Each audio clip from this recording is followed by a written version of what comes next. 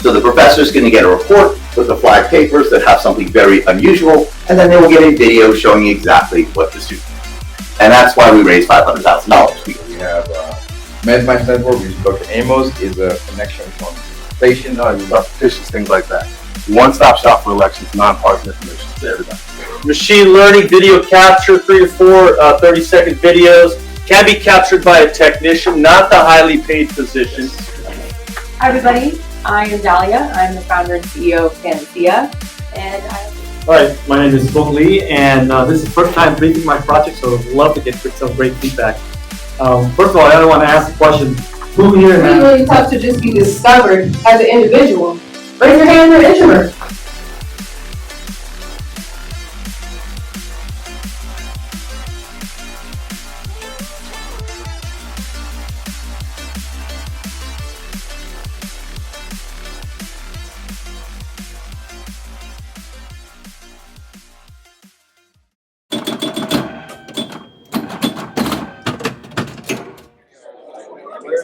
Hello everyone, thanks for coming.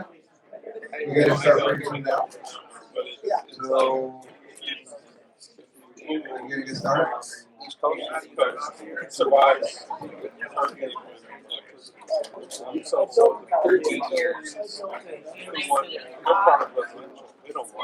Okay, we need people to sit down to see if we have the seats. We don't. And can everybody hear me in the back? Yes. Okay. We're live on LinkedIn.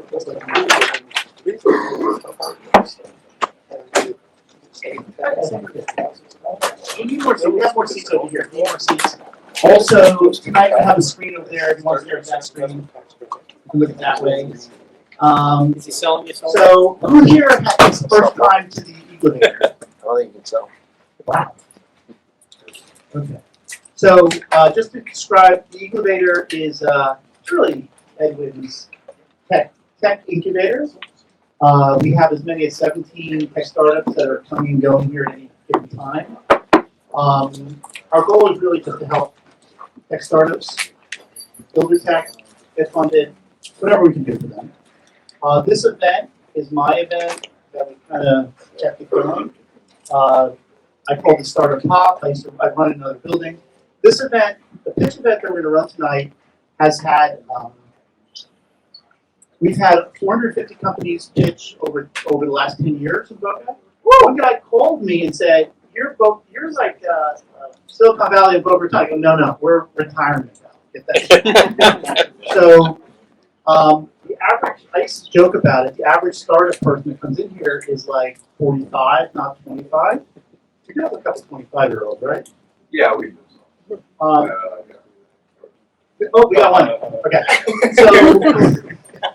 So a lot of, and also this is really connected to what we call the community. It's that programmers, people like guys might be out in the past over there. It's connecting all these people in the tech area to tech startups.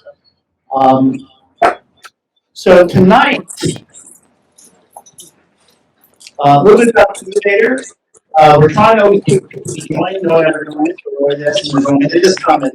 And Edwin and I are just two good people. Whoever wants to come here and hang out with them, we'll let them hang out, right, Edwin? They are welcome. Okay. Edwin has a PhD in computer science from the University of Florida. I'm just a hack. I did go to University of Maryland, and I did study programming there as well. So I have 3 different companies. I was once the owner of the largest dating event company in the country that I sold to, pre-dating and sold to Cuba.com. Currently I have an SEO company we'll talk about a little bit tonight. I'm also on the board of a startup called Bricks, a fractional real estate company. Okay, so tonight, we're going to get ourselves a little more organized here. Okay, so.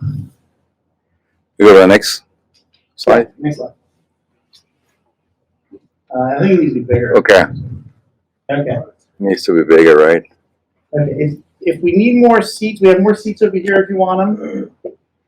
Our startup events need to have seats for everybody. Someone said make them stand. I don't believe in that. I don't know. Okay. Big beer. All right, so we have about 7 startups. I don't know if I've talked to them all. I think maybe 1 or 2 are missing. After our startups are going to be able to pitch for, we're going to give them about 5 minutes apiece. If they don't have to have a pitch deck. If you have a pitch deck, that's great. I think, what are we going to do about questioning tonight? 2 minutes of questions. 2 minutes of questions. We'll ask some quick questions at the end. We have a bunch of companies to get through. And after we're done with, I think it's 6 startups, we have a list of them in a second, we have about 5 previous startup companies I want to give updates. Our last event, this is important, our last event that we ran in February had, of 5 of the 6 startups that already raised $300,000, several over $600,000. That was very unusual for us. We used to have pitch events where no one had raised anything and had no way to raise anything. Our last event, I'm just saying that people are raising money in Florida for the first time. We also had more investors last time than pitch companies. That was another, to have more accredited investors than pitch. So we're starting to sound a little bit more like Silicon Valley here. Like that was very unusual. Also, in our update later, we're going to have Neil will talk about how he raised several $100,000 in crowdfunding, maybe a little bit. And that's becoming more of an option for people. We can talk more about that. So, where are we at? Oh, SEO Turbo Booster. This is my company. Basically, we're switching to an AI company. Basically, we are a programmatic SEO company that generates pages by city, keyword for doctors and lawyers. It is primarily sold through reseller networks. I have a big reseller network that sells our software. You go to the next one. RaiseLink. So Chris was here earlier from RaiseLink. He's not going to talk about it, but he did get to see the slide. So RaiseLink is a new platform that Chris and the team and Boaz, who's here, are developing. And it's a new platform. I Boaz didn't see this, but I did have him read it. I said it's just like the ones we can't mention: a Must, Majorlist, Emerge, Melium, and Mouse Hub. I don't know. That was just a joke. Anyway, so it's a brand. So he didn't want me to mention the competitors. So he's coming up with a brand new portal, and the focus is build out of the tech startup community and the startup community in general, connecting accelerators, not just investors and startups, but accelerators. So I promote everyone to go to raiselink.co and create a profile. He said it's free to create a profile. If you want to have a nice, beautiful executive summary you can get to investors, it'll create this for you. But I think, well, is this what you paid for or no? It is all the watermarks.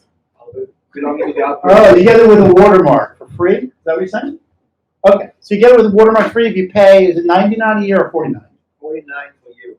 So it's $4 a month Promotion code. if you do that, and you'll get this, and that's a lot cheaper than getting the tech team and paying somebody. And this is something great you can give to investors. So that's one thing they're doing. They're trying to innovate this space, which is not very innovative, I'll be honest with you. If you have to pitch I've done it for many companies already, myself and other companies. If you want New World Angels to give you, let you pitch to them, you have to probably spend an hour and a half. If you want to do with Seedvestors, I've done that one, that's another 45 minutes, an hour of your life. If you want to do all these different groups like Gust, like, oh, we want to meet with you, and Tamiami too, I've talked to them, these different capital groups, they want you to fill that out, and you start filling it out, and there's another hour of your life. So he was talking about how you could spend, I mean, I'll estimate, I probably put 10 hours in for just Bricks where I'm on the board, because I was the techie guy, I filled them all out, I'm a writer, and that's hours of your life. So if you are a startup and you've applied to try to raise capital with any organization, he's trying to cut that down. That's one of their focuses. And I think and the best thing about this is it's being developed in South Florida, as opposed to AngelList comes out of Silicon Valley. AngelList was the one that really started that whole thing, and the guy who runs AngelList, I can't remember his name, he really couldn't give a crap about AngelList. He became a big time investor. He's like one of the biggest investors in Silicon Valley. So if Chris is successful, we'll probably call him the biggest investor in South Florida. That's a possibility. Salesforce, I'm always promoting. I'm right there. Ivan doesn't have to get up. It just basically, if you need Salesforce, he's a guy who knows how to do it. I'm always promoting him because he's helped us out a lot. He's Salesforce expert. If you need that. Go ahead. Go on 1 second. And a lot of interesting things about it. If you get to meet. These are the startups. Okay, so let's talk a little bit about the pitching companies. You want me to talk any more about the EGLAVATOR? Yeah, I will do a presentation. Why don't you give a little thing on the EGLAVATOR? Yes. Okay. A bunch of crazy technology. I just want to tell you, there's some technology stuff that he could show you that will not be something you've ever seen before. Here's Edwin. Thanks, Dan. So, good evening, everyone. So, I am Dr. Edwin Hernandez. I'm the founder of this crazy place they call the EGLAVATOR. The company is called EGLACorp. That's why it's called the EGLAVATOR. Now you get the joke. So, this is something that began in 2017. It was kind of like a lucky move, actually. One of the enterprise development corporations incubators went bankrupt. So I stepped in and I took the lease. So that's what this began. And then one thing led to another, and then we have companies like PointSkype that raised $3 million from Seabury Capital. And then Conduction Labs just got awarded CES Innovation Award. Conduction Labs does Bluetooth headsets. So then that's how we began this.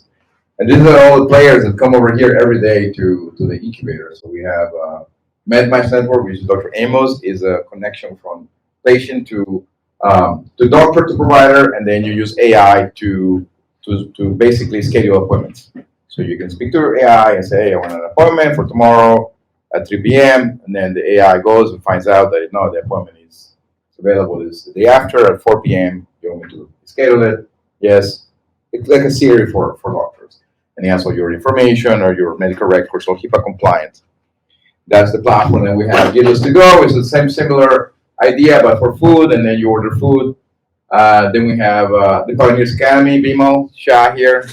He's a partner to the incubator. So we have a set of classes that you have right behind that desk, all these books. And we produce in the podcast on TechEDTV. If you see here, it's just TechEDTV over there at the corner. Is basically the channel for the incubator, where we have podcasts and we interview people and we share as much as possible with everyone about technology. And other companies that we have, Mobility Wars, that was one of my companies, that picture over there. That was my PhD dissertation. And then when I was a lot thinner and a lot younger, and I licensed that to Verizon Wireless. Then Evolux is they were helping or startups here getting help in many ways. So, for example, Evolux is having some issues with a trademark, so helping him negotiate a trademark deal with a competitor. Then we have Marine Networks Solutions, which they're working on a licensing deal with a major certification company. Then we have Canworks AI. Canworks AI is a company out of Vancouver.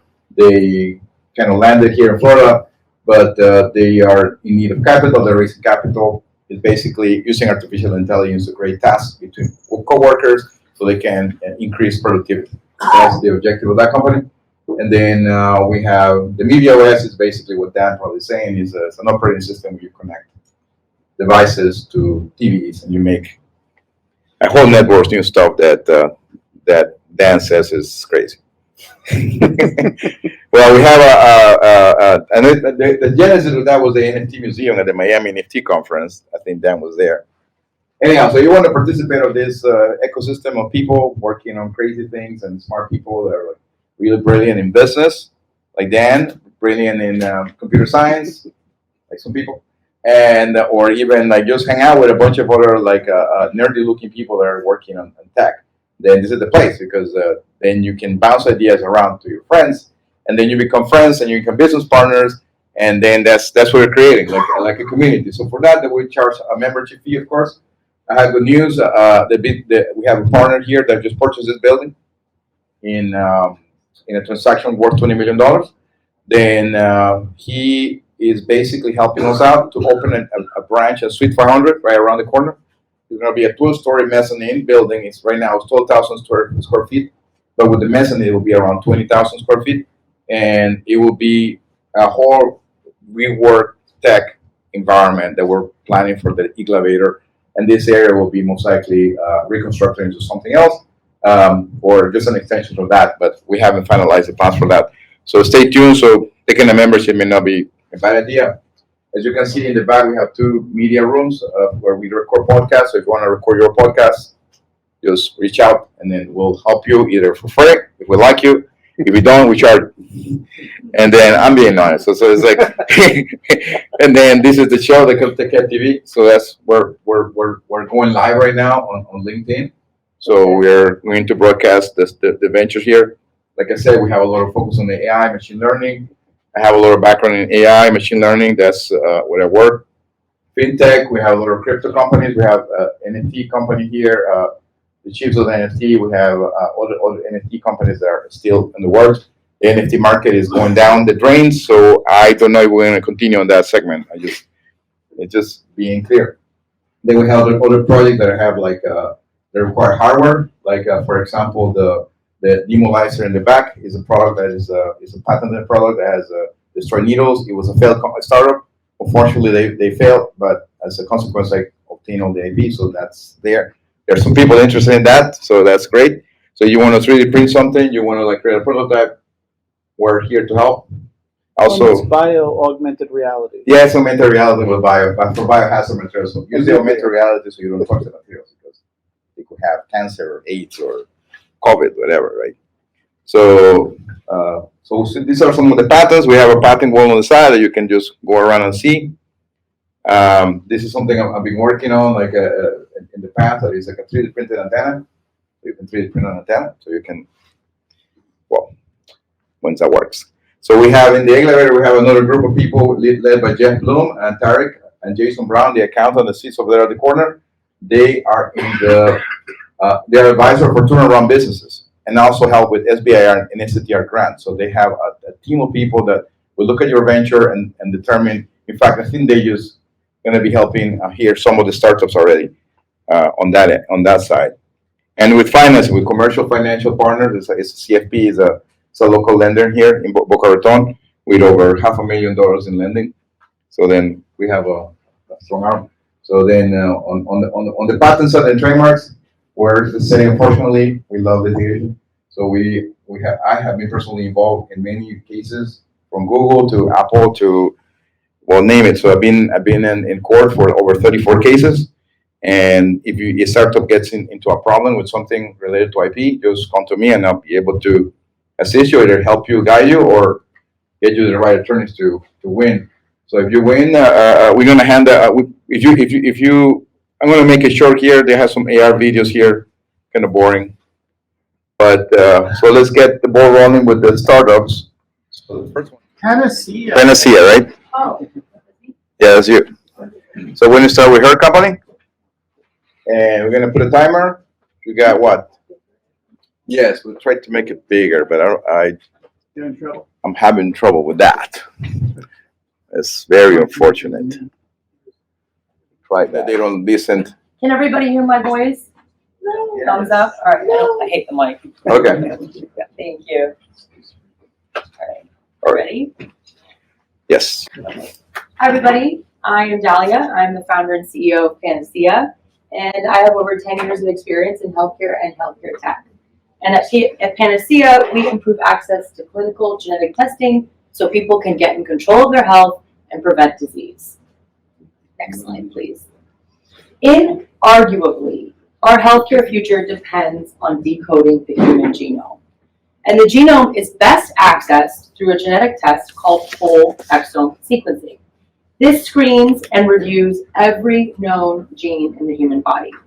Whole exome sequencing is powerful not only for the individual, because it helps reveal that person's specific risk for developing diseases like cancer, cardiovascular disease, and so much more.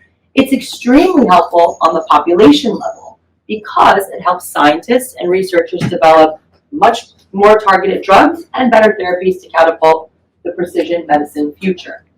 Despite all of this, less than 80% of people get any kind of genetic testing, let alone whole exome sequencing. Much less than 80%. Much less than 80%. I assume you're in medicine. All right.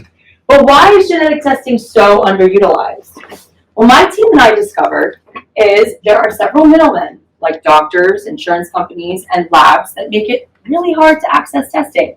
Doctors sometimes lack training on genetics. Insurance companies don't widely cover testing, and powerful labs really aren't incentivized to sell testing directly to patients. So very few people get tested, and very few people, even fewer people, get whole exome sequencing.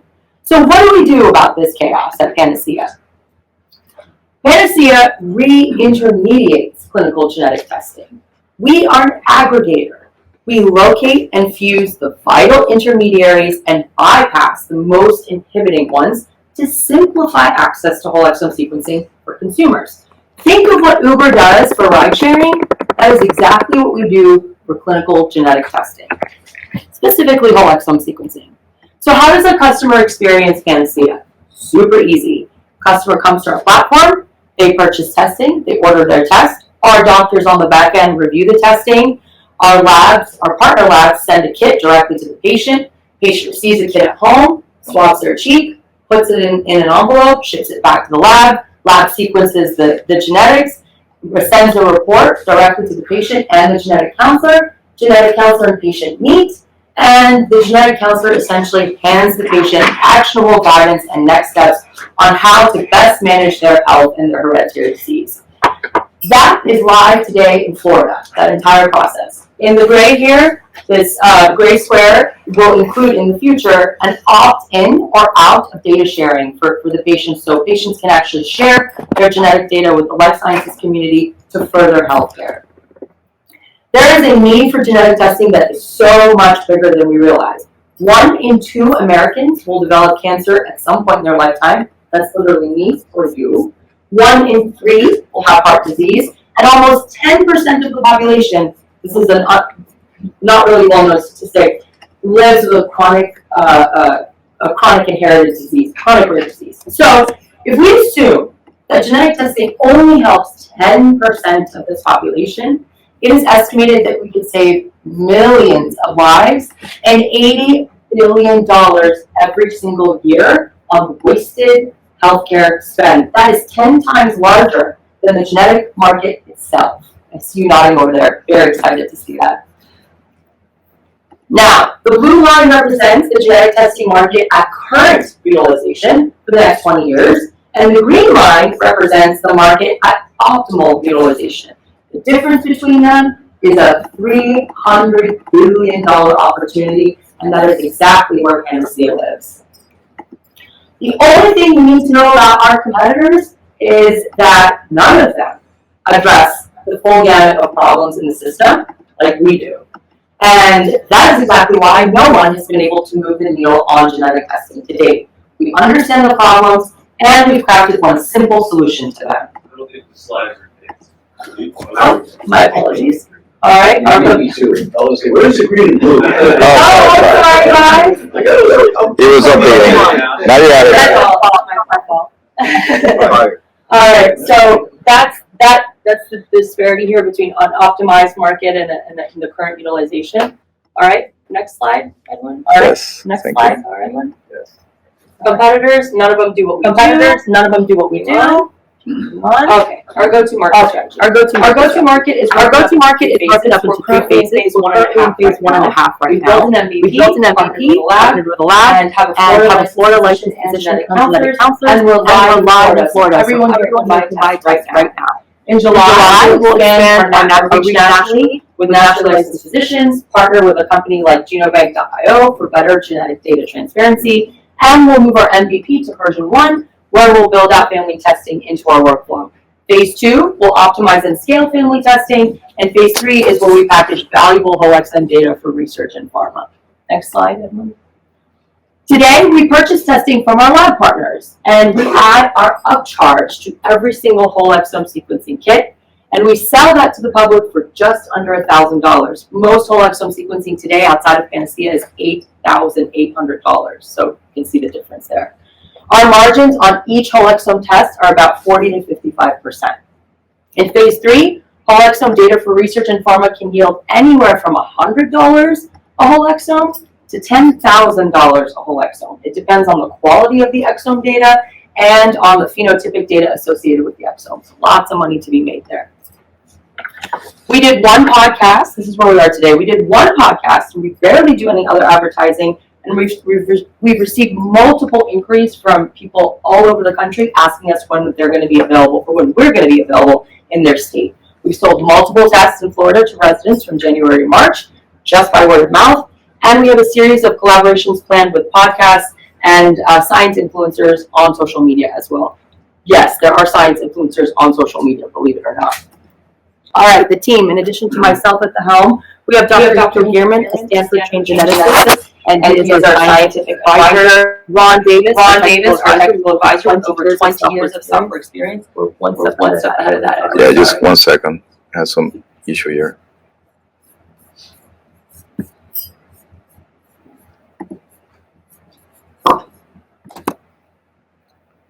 Once going back here. Not a big deal, I'll just keep going. You got it. Perfect, there I am. All right, so Rico Gearman, he is our Stanford trained geneticist right here up in the top corner. He is our scientific advisor. Ron Davis, our technical advisor with over 20 years of experience in software development and management. And the lower half, Melanie, Oscar, and Ryan are all senior advisors as well. And they've all founded, launched, and scaled their own multi-million-dollar companies in healthcare and crypto spaces.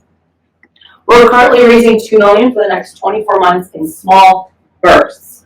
With incremental funding, we can efficiently build, measure, and learn, any lean startup fans here, with minimal risk so that the product we deliver to market is optimized and our growth scalable. We just received a commitment for $50,000, which will be used for our early marketing initiatives and our national expansion, and we intend on raising about $500K before the end of this year.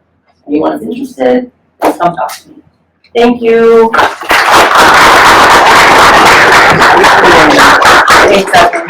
Hey, one last week. Where are you located again? We're Boynton Beach. Boynton Beach. Yeah. And I don't have, someone wants to email, I usually put it on the screen and put on the screen. If you want to get in touch with her, just get in touch with me at Edwin. Or come up to me. We'll find her now. Thank you. Okay? Have any questions from the audience? Good question. So normally this test is about $8,000. We bring it to the public for under $1,000. That includes the test kit at home. It includes 1 hour with a genetic counselor, licensed genetic counselor, and it includes a physician overseeing the entire process. It's under $1,000. I take credit cards. And HSA and FSA. Yeah. With the changes with DNA, how long do you, or how much difference would a user experience from getting a test in January out to a difference in July? Like, is there a retesting period that you advise for? That's a very good question. So the good news is with whole exome sequencing, this is not common with a lot of genetic testing. Whole exome sequencing, you only need to do the test once in your life. The reason why is that the DNA that you inherited from mom and dad is not changing, right? And that's what the test is reviewing. What does change is the scientific interpretation of that data. But because you only need to take the test once, the data sits on a database essentially, and it constantly gets referenced against the latest scientific developments. So you don't need to retake the test. However, every year, maybe even every 3 years, you should get updated information that is pertinent to your genetic makeup. Does that answer your question? Kind of, okay. I'm a biomedical engineer, so we'll talk later. Okay, okay, great. Yes, sir. What's your approach with regards to sharing the data? That's a very good question. So, first of all, our philosophy as a company, our ethos is that your data is your data. It's not our data. And so what we intend to do is give full transparency and control to all the users. We will not touch your data, monetize your data, use your data, or work with any partners that don't agree to do the same. And so essentially, we only do what you allow us to do. And we use really advanced companies like Geobank.io, I mentioned here, that use blockchain tech to sort of create and offer that transparency to people. So that's what we believe as a company. It's not our data, it's your data. Any other questions? Oh, thank you. But the biggest challenge is actually in the medical industry. Yeah. Most physicians are not trained in it. Exactly. So they shy away from it. And the worst nightmare is an individual consumer showing up at their office and saying, I got this. I know. And they're going, please leave me alone. So it is a process. education is their first step. Sure. Obviously. Starting off with people that actually have a condition is probably the best path. But getting the clinical people involved slowly into the process and not taking them out. Right. Is very, very important, because the moment they feel threatened by you, and Sure. No, that's totally fair. And one thing that we wanted to do is we certainly didn't want to eliminate or isolate the clinical community or the physicians. We want to support them, but we want to give them the right tools to do that. And that's exactly why we have experts that we partner with, because they can help the physicians, consult with the physicians, guide the physicians on the next steps. We don't only give that support to the patient, we supply that to the physicians as well. We certainly can't do what we do without physicians. It's just, as you know, they're not prepared, they're not ready, they're not trained for it. And that's where we come in, we help. We help with that. Yes. It should be. That's a great question. So we don't have direct competitors, but we have a lot of Yes, social. Our biggest competitors are the big clinical labs that provide genetic sequencing, and they work with insurance companies. And insurance companies basically contract with them, and they bill insurance companies, and they're funded by the insurance companies. Their consumer experience is horrifically bad. And the reason is, they don't need to care. They're making millions of dollars from insurance companies, so why cater to the consumer? So our competitors don't even care about competing with us, essentially, right? Because they're making a ton of money from insurance companies. They might be interested in getting into the consumer space once they see there's a lot of money in it, but I can tell you now, they don't know the first thing about catering to consumers. They just don't have to. Does that answer your question? Yeah. Okay. Anyone else? Okay, great, thank you. Thank you. Brianna from Gem Social here? There she is. Okay. And do you want the mic? Yeah, I'll take the mic just in case. I'm just gonna bring this up in case the slides are not.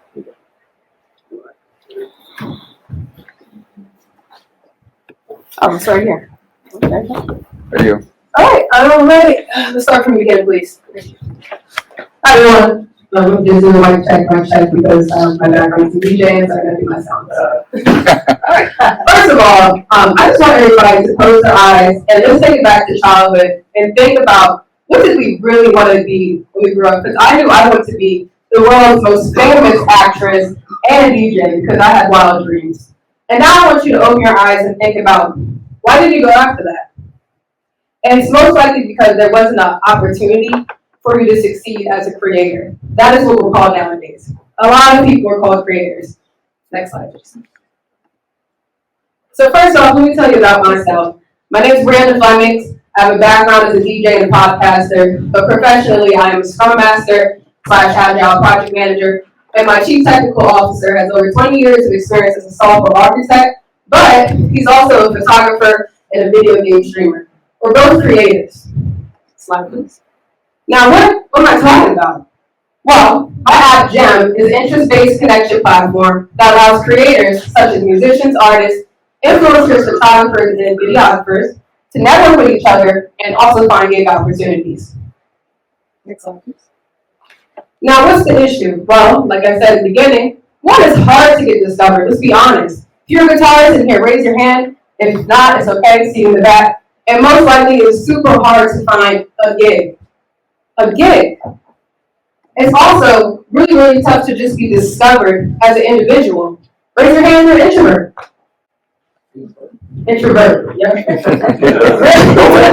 really hard to discover, especially, you know? Sometimes, I'm ambivert here, sometimes I just want to be in the house. But it's really hard to be discovered, and it shouldn't be that hard. So what are we providing? We provide the opportunity for you to find gigs, and we also provide the opportunity for you to network. It's like Tinder meets creative networking, but you can get a gig opportunity. Next step. Now, we already have traction.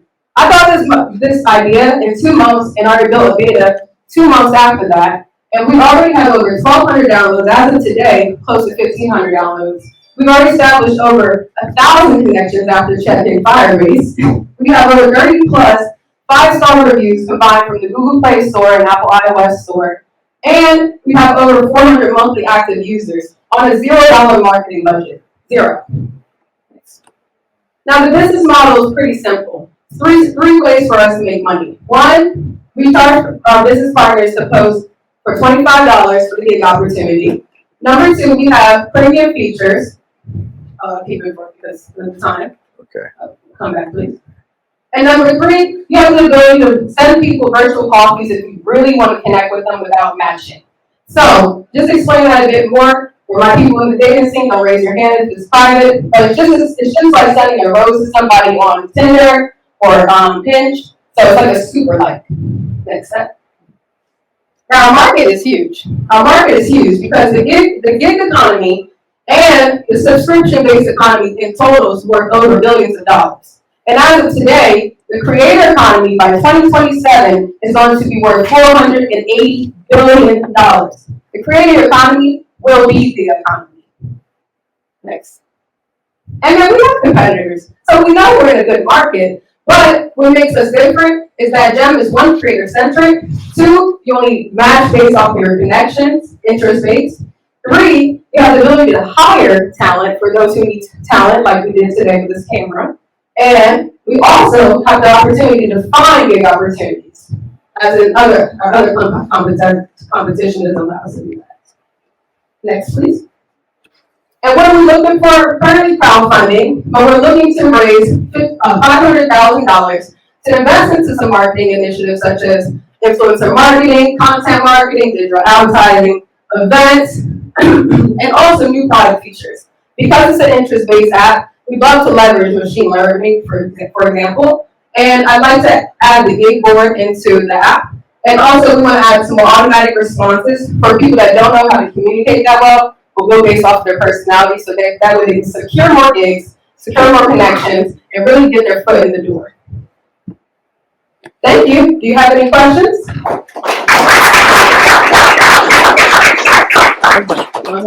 I can try it. You guys can probably hear me. Just quick questions. Where are you from?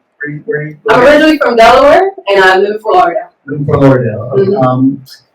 How did you get the 1,200 downloads? That's my question. Oh, I'm an influencer and a podcaster. So I was able to do it just through my social media, podcasting, talking, and I just spoke at Emerge Americas, so that really helped. Gotcha. And what specifically to do with 500,000? So we're gonna put money into marketing and product development.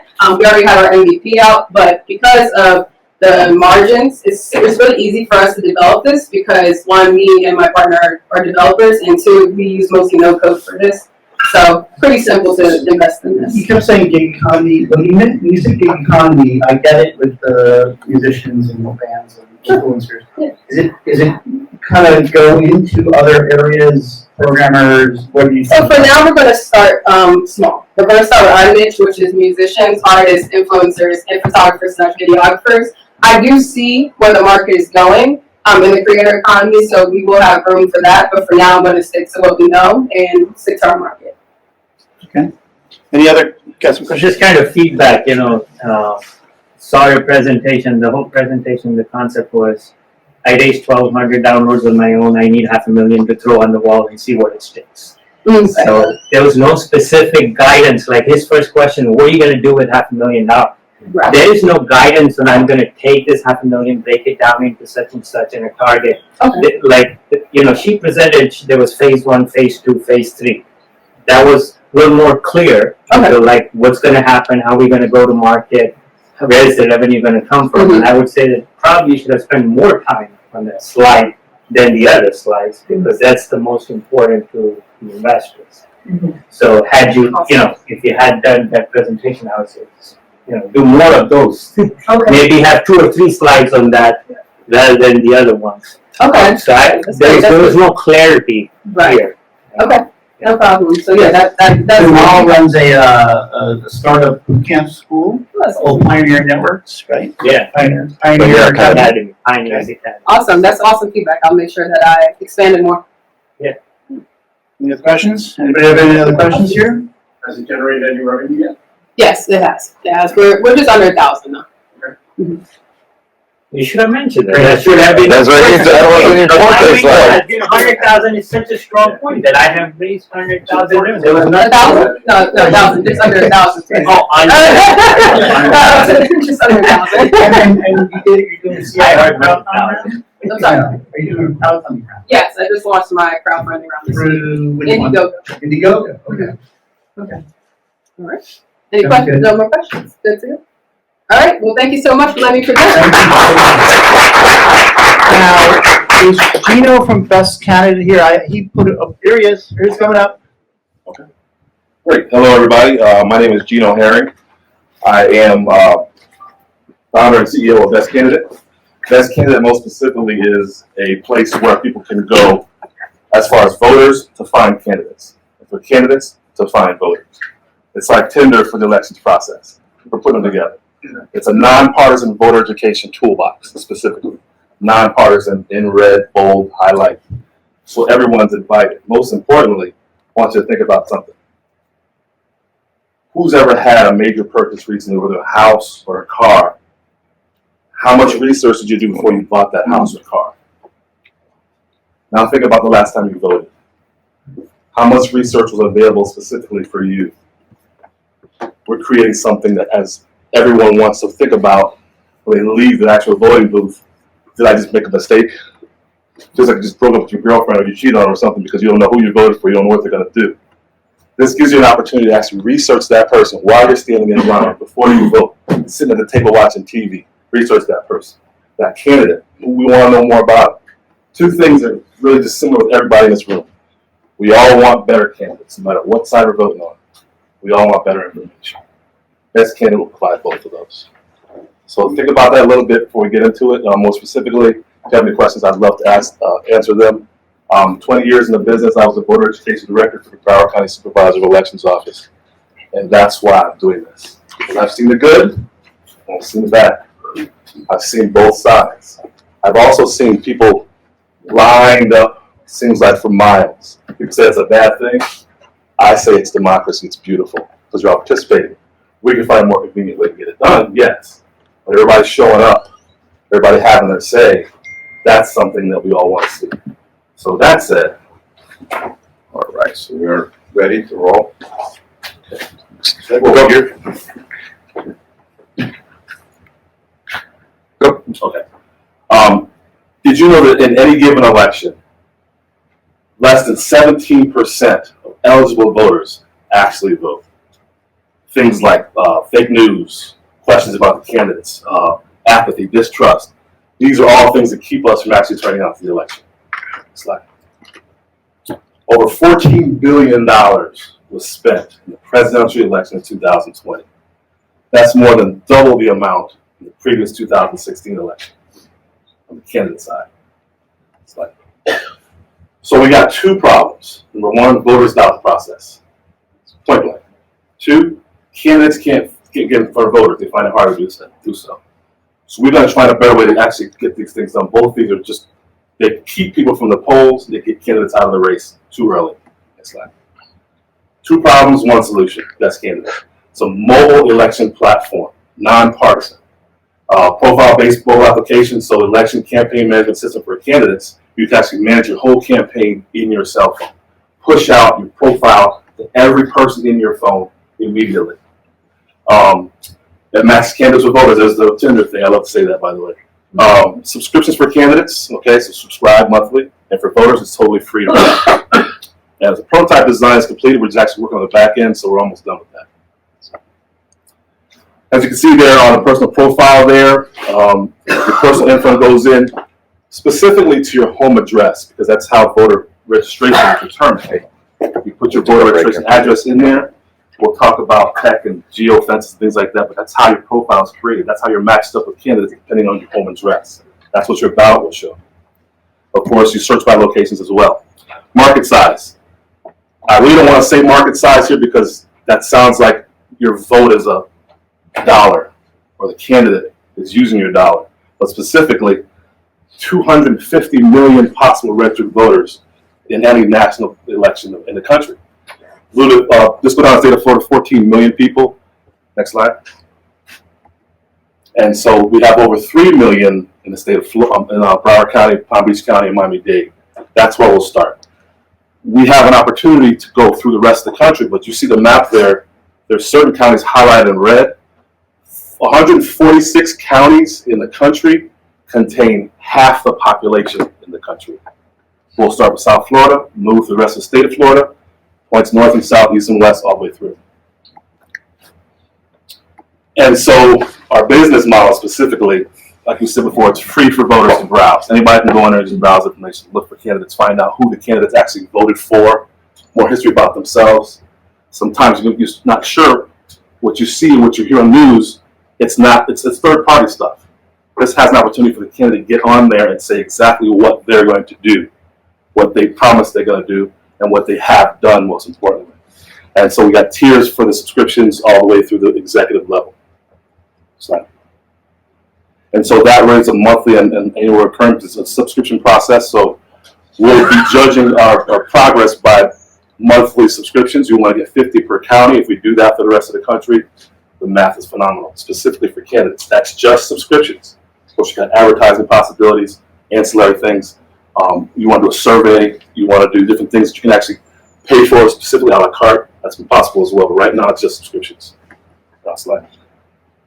So that's my as of right now, that's their attraction. Kiwi Tech is my main investor right now. They are allowing us to do the prototype, and we're going to finish it up right now by this fall, and then launch for the next March of next year. That is the municipal election process. In August, then the big one in 2024, November. My team is made up of people who have elections history, tech history, and research history. All three of those things are necessary to do this because there's not a whole lot of folks that have the elections experience, number one. Two, we're making an app for tech. Three, every single person we talk to is vetted completely. Can't take dollars from this person, that person, we know who they are. That's what's wrong right now, in my opinion. I often say that, but right now it's really important. We are leveling the playing field for candidates. You don't have to raise $1 million anymore to get on TV. Push them right through your profiles on your cell phone. Use that, it's a tool. Okay. And so right now we're going to pre-subscribe. We have 2,000 students, colleges in South Florida pre-subscribed. We're using students, we're using them. They're using us, actually. This is a process that they're going to champion this process. They're going to champion this because student governments are really the voices of the governments, and I hate to call them millennials, all this kind of stuff. They're people. But they're the ones that are championing this effort right now. They're the ones who got this ball really rolling. And so they'll be our number one go-to. And scan right now to pre-subscribe. We'd love to have you. And my name is Gino Herring. Best candidate. Thank you. Okay, anybody have any questions for best candidate? Yeah. So with your idea or what you're doing now in college, I think that's a great idea. I think that's probably a bigger, I don't want to say a bigger market, but I think you can probably gain so much more traction there at that level than you can at municipals. Because the other question that I have for you is, who does the fact check? Oh, good question. I mean, That's the $4 million state of Florida question. So my research person out of UConn, we went to school together. She does right now some clinical research, but she also does the vetting of everybody we talk to. But fact checking specifically, when you get on the app, 3 stars are on our logo. I don't know if you see the logo there. First and foremost, when candidates has the opportunity to do a profile, they can sign an oath of ethics. It's the first thing they do. It's optional. We're saying to everybody that gets on, and we're trying to do this right. Will they down the road? Who knows? But we want people to know this is the place to go to get the facts from candidates, and the candidates, look, do the right thing. Second thing is, there's fact checkers all over the country, all over the world now. We will partner with them. Get the best ones in here, and we'll partner with them. Third thing is, you all, the crowd, the voters. You all will tell us on the app, this person said he went to Harvard. They lied. Let's check.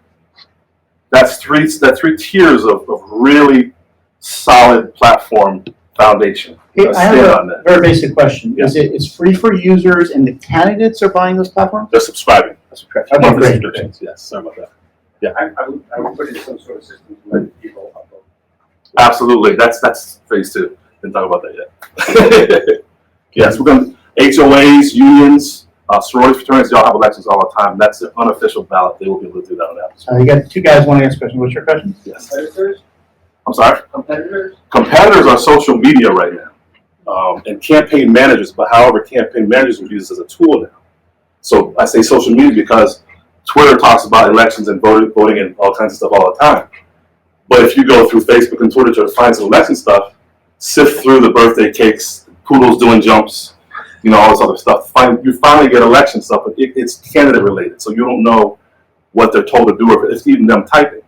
So this is a competition because people don't know where else to go. As far as campaign managers, one manager could be managing 5, 6, 10 different people. Successfully, you want to do one person, they can sign up on here too and actually use it as a tool. Ballotpedia. Very good source. They're nationwide. They don't have all the municipalities in the country yet, and they're taking donations. We will partner with them too if they like that. Absolutely. You got a question over there? For incumbents, are you going to have their voting record in there? Specifically, yes.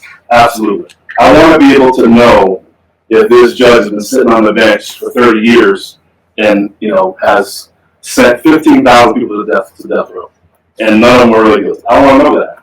I want to know if, I don't know, Bill Sour Patch is saying he went to all these different countries and did he do it? One more question for you then, okay, great. So George Sanders, how do you do it? George Sanders, Who's that? Has he signed that yet? Great answer to the questions. I really appreciate it. Any questions? I'll pay for the membership. One last one, sorry.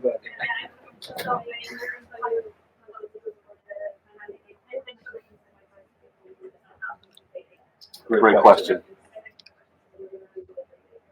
Data is not our ownership. We don't own data. We won't be spreading it. We're selling it.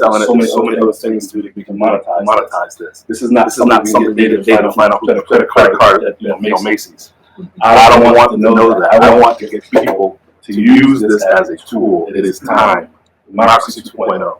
We need to be able to have a safe place. I have students coming in all the time saying, you know what, if I told my parents what I was going to vote for, I create civil war in my house. If I can go on here and just talk to other people like-minded like me, create a handle, not even my first name, create a handle. I have a safe space to go. I can invite people to talk to me. I could nudge a candidate to do something about gun control, do something about dogs running around my neighborhood with no leashes on. Whatever the issue is, I could nudge, start petitions, things like that. One-stop shop for elections, nonpartisan information to everybody.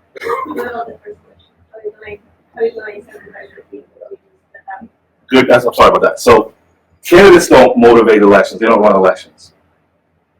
Issues do. A candidate latches onto an issue. Now that candidate has motivation and mobilization. The issues are what people want to talk about. We have a space in here for them to do that. There's other platforms that do that, but you got to go somewhere else, do the other things we're talking about. All that was in one spot, one-stop shop. Okay, we're going to take a break, 5-minute break. And Thank you. Thank you very much. So let's go back to Alertrak. So do your introduction and you're Great, thank you. All right, my name is Fong Lee, and this is the first time briefing my project, so I'd love to get some great feedback. First of all, I want to ask the question, who here has food allergies or knows someone with food allergies? No, so. What about other intolerance like lactose or, yeah, we got a lot of people out there. Next slide. So there was a study done recently by McKinsey and the Food Allergy Organization talking about how many people actually in the United States have this. Talking about like around 30 million people have some sort of major or mild allergies, and then another 30 million people with some sort of intolerance. So not as dramatic as food allergies, but still have an effect on them. Total of 85 million shoppers trying to avoid these kind of allergies when they go shopping. Next one. You're just gonna make it full. Yeah. So as a consumer, when you have this kind of problem, you have all kinds of questions. Questions like, is this product safe? What's in this? What's in the ingredients that that I may be allergic to? What do these ingredients mean? Next slide. When you look at these I put some samples, ingredients list together. What is sodium polyphosphate? Some people don't even know what that means. Or malic acid. Next slide. Are you gonna stand in the aisle somewhere, read all these ingredients? It's a lot. Next one. Same thing. I mean, keep going. Next one. So some of these samples are what the consumer is facing when they're trying to understand, is this product good, safe for my family? When, especially the mom, right, trying to go out and buy the stuff for the kids. Next slide. So, go back one slide. So, there are other additional questions. So, if you have medical conditions, some people are either diabetic, have irritable bowel syndromes, or anything else. There are food that aggravates the condition. So, what food can you really have, or what should I avoid? Or maybe you have concerns about, you read articles about food that have artificial coloring that affects, kids in hyperactivities or any other way. So I want to avoid that. What are alternatives? And what brand can I trust? That's one thing that in the studies is that the people who have or shop for the food allergy side, they tend to go back to the same brand because the brand they trust, right? And then you can extend this out a lot further. I have a friend who has a lot of food allergies, and she said, "Oh, I have a lot of food allergy. What recipe can I make?" And if you're continue that trend, it's like, what restaurant in this restaurant? What can I eat? Kind of thing. Next slide. So the additional stats from this study was that, as I mentioned, 2 out of 3 people try to go back to the same brand just because it's a brand they trust. However, 30% said they would like to try something new. That's a very interesting stat, as you can see later. So 30% often want to find something new. In general, the people who are shopping for food allergies tend to spend about 5% more in groceries, and a third willing to spend more on the highest quality ingredient. Next slide. So what are the opportunities? So according to the study, McKinsey and the other groups pointed out that if the consumer can actually know or find the alternative products, this is a $19 billion opportunity when they look at it. Next slide. So who can we help? So when we look at the two groups, the consumer side, the consumer just want to be able to find trusted food products that meets their need, new or alternatives. And they want to find it in their grocery store. And of course, they want to be able to understand the label and whatever they're reading, right? Their ingredient side. On the food manufacturing side, it's about gaining insights into this product opportunity that they're missing out. That's why McKinsey saying that you're missing out on $19 billion worth of opportunity. Next slide. So Alertrak was created to be this platform that brings together what I call the contributor side, the food manufacturers, and the people on the user side who have food sensitivities or medical conditions or lifestyle, because, again, going back to the example I gave, I don't want to have any snacks with artificial coloring, something like that. So next slide. So where we are today is that we have been building this intelligent platform for the last few years, been retesting it, wasn't happy with some of the algorithms, so we did it, and we feel that we have built a very, very good intelligent platform.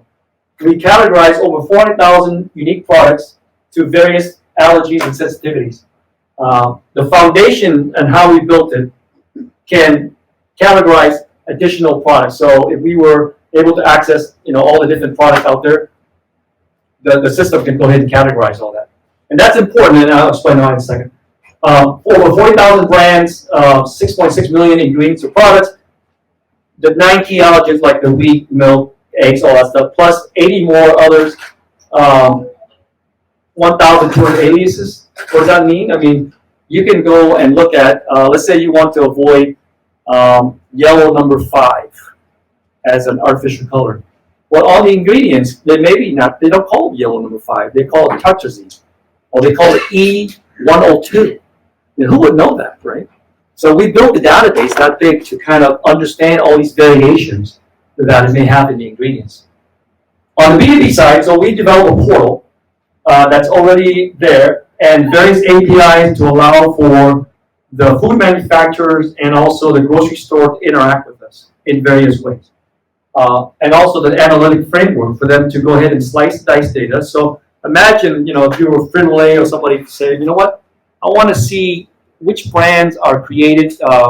Let's pick the same example: snacks without artificial colors. Again, we've categorized over 400,000 products, so we can see which are the players that support those products in that category without artificial colors, right? So again, you can slice and dice and you can find opportunities. On the B2C side, we finalizing our website, mobile app, we already have it out there, but you can scan, you can go again, scan the product, you don't have to read anything, just scan it, and based on your settings, whatever settings that may be, then it will tell you, you know what, there's an ingredient that matches your settings, and here are some alternatives in that category that don't have that ingredient. You can discover, we've learned by having people play around with the system that some people, the platform is so powerful that some people just see the good stuff. So what we decided to do is that we need to dumb it down so that people can just discover. So if you go into the system and you say, I want to look at all snacks, again, say artificial colors, we'll show you everything, including the product that have those ingredients, so you can understand, when I click on this snack, these are the ingredients that tie back to the artificial color, and now I understand why that is. Before, we filtered all that stuff out, so you only see the good products. But the feedback was that, I want to see why that one, the one that I've been buying all this time, doesn't work for me, right? So we decided to open it up and say, forget about hiding all that. Let's tell people everything, whatever they want to see. Find me a recipe that fits my need. Same thing. That went back to one of the moms that I was interacting with. She said, I have a lot of allergies in my family. What recipe can I make? I said, it's all about ingredients, so we can make that happen as well. Alongside interesting articles. Let's continue. This is just various partnership level that we can do. The API that we have from all the way from just sharing data with us so that the data can show up for the consumer to direct offering. Again, 30% of the people want new product. I'm one of those. My kid is allergic to certain things, so we buy the same waffle over and over. We would like to see new product as well. So they can offer that through our platform. This one is about using our technology. So we built the API so that the Target, the Walmart, the Instacart, wherever they are, they don't need to do anything different. They just tie in our technology, and then as the shopper uses their website or app, it sends information back to our API. Boom, we go back and we show it right on their site what the product matching or does not match, and what matches also. So that technology is also useful for the B2B side of the house. And then, of course, analytics, right? Again, insight into product development and so on. Next one. How we went? We got to deliver the first part of it. For consumer, it's about finding those allergy food-friendly products. For the food manufacturer, it's about insight into those product opportunities and becoming reliable and so on. Keep going. Next one. I think my time's up, so just go. No, I won that one. Oh, you want this one? Sorry. This is the team. We have various folks. We've been working on this thing going on the 4th year. We started out because a friend of mine was having a lot of issues with her kids, my kid as well. And as I was interacting with all the moms in the group, there were a lot of kids with food allergy problems, and understanding that they're going through a lot of effort just to finding out what products are good was an inspiration to kind of help start this thing. And in fact, I used this app to actually diagnose something, and just digress real quick, but it was helpful to diagnose that my son had some hives and we didn't know what was causing it. And I was able to dissect it going down to the point where we knew that was a gluten that was affecting his hives. Anyway, keep going. Funds, I'm going to say the same thing with Dalia said. We probably most likely do this in phases. We have ideas on what the next phase is. But overall, this is what I'll think. This is the contact. Any questions? Yes? This is only about the food. We are right now working on food, but our platform and the way we've done it is such a way that we also talked about categorized for non-food, shampoos, cream, because people have all kinds of problems that can also be. So the platform is there, but we don't want to, it's. And you started building a database for it? Yeah, we all that is already built, so the foundation is there for food and non-food and restaurant, because again, it goes down to the simple level of ingredients, right?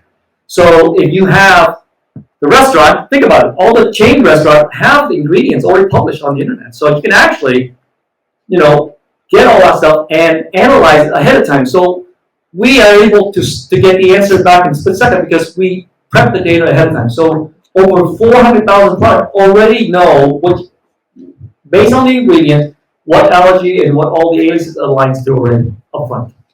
And that's how we are able to do it. I have some quick questions. Please.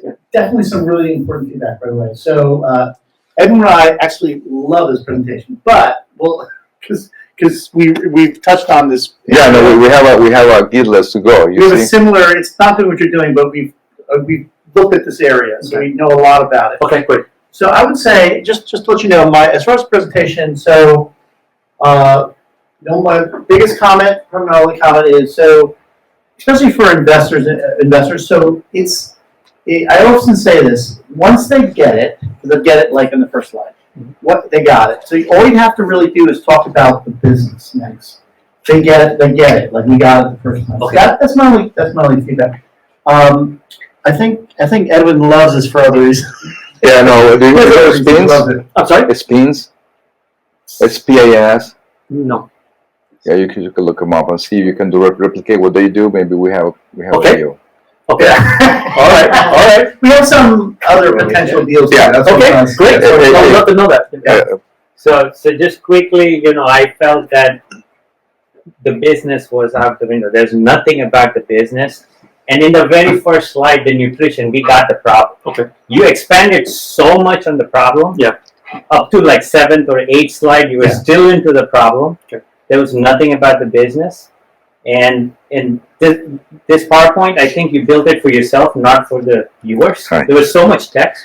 Okay. So I hear you. You needed What more. you're doing there? So less is more. Try No, to- less is more. Which ones are the two belows you want You me didn't to have use? competitors, you didn't have some other. Yeah, we have some backup slides on competitors and things like that. Way back there, way back. Oh, we're back. Okay. I have something there. Try that one. Can you hear me now? Yeah, I can hear you. Put up your presentation. Yeah, we have the GS1. We went to the one world sync, so they connect to GS1 for the barcode. Okay, here. And there are I some just data aggregator as well. I have you there. I have the slide. Can you move the slide deck yourself? I cannot move it now. Try to move Yeah. it. Yeah, I can. Yeah, go. Perfect. Okay. Yeah. So let me. Put So your what we try to here. stay away from is that we don't Okay. talk about You're awesome. good or bad. We just talk about when you go on the site Yeah. or the app, is that we just said matching. We found something in this ingredient that matched your settings. That's all it is. Because when it comes to food allergies, a little bit can affect you, a lot can affect you. It's a variation, right? So we don't make that determination. All we're saying, and our first slide says it, empowering you to make informed choices. All we're saying is that product had an ingredient that match your settings. You decide. We're gonna have to move on. We Sure, actually no problem. got. So we love your press. We love your. It's excellent. Welcome. Round of applause for him. Excellent. Thank you. After we'll still have a little more conversation. We're talking more about the slides you need in there. Yeah. Thank you. You can look that up. Go ahead. You get the floor. I have you as a speaker. Go ahead. If you don't mind. Yes. Can I start? Yes. Go ahead. Well, thanks for having me today. Without Hashmi, co-founder of Bloomride. Bloomride is the third largest ride-share company in the United States, but we're very small. We compete on Lyft. We built the app by focusing on safety and well-being. Mostly we fill the gap in the ride-share industry. I guess most of you have used either Uber or Lyft, and most people know they have many many problems. problems. We have Found solutions for most of their problems. Mainly, the problems are driver dissatisfaction over earnings and passenger concerns over safety. and we found And we found solutions solutions for both of them, one way to make them safer and to get more income to drivers without losing money, I guess. the rideshare industry is huge. And it's growing. In 2021, it was $117 billion. it is expected It is expected to triple in 2 years, become $344 billion. There's only There's only two rideshare companies other than us, of course, the US. in the USA. So there's huge opportunity for most companies to go to the market. There's no other company that reached so far where we reach now other than Uber and Lyft and us. Because it took 3 years of programming and product development to reach that far. We did testing in Detroit, unfortunately during overtime. Then we also thought that was very successful. We also did beta testing or soft launch in Fort Lauderdale and Miami. It was very successful. Was about 3 times what we expected to be. We have more than 3,000 drivers that sign up with us. We also more than 3,500 drivers who download the app to use our services during our beta testing or soft launch. We are approved at all the airports where we operate, for example, in Detroit, and airports, for example, airports and PBI. There's a request for airport authorities. They are aware, they know automatically by SDK and APIs that we have a request coming to their airports. We offer many unique features to compete with them. Which we will talk about, which that's what makes most a lot of drivers and customers like us, I guess. Let's go back to 3 slides. Some of the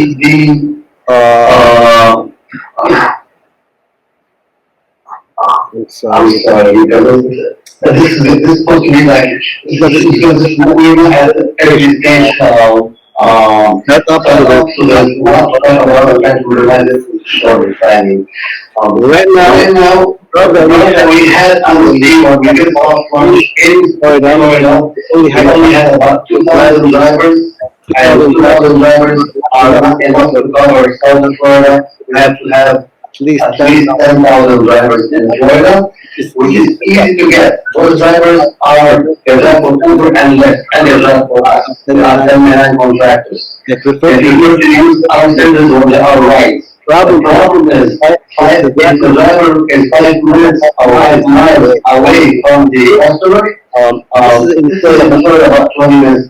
Right. And drivers, all the passengers don't want to wait that long. That's why we have to have more drivers in the area. More drivers, we need more money. The app has been developed, it's been tested, and partners with airports, with government, and with us. So all need money for operations to recruit, to do background checks on drivers. Background cost is huge to operate. The money size is huge. This is huge. It's not an example of Uber when they invested money with us. Every time they did fundraising, they were able to open in other cities or other states. So their share price or other valuation went up 10 times approximately every 6 months or 1 year. Because they have more money to operate in more cities. They raise lots of money, and that's why currently Uber they do 15 million rides a day. 15 million rides a day. And of course the money is growing more and more. Uber the company called Gary for $3.1 billion. To get them out of the markets. Our app is already in 7 languages, and we can operate overseas also and here. We already also obtained license to operate in Qatar, we just in Dubai, and in Turkey.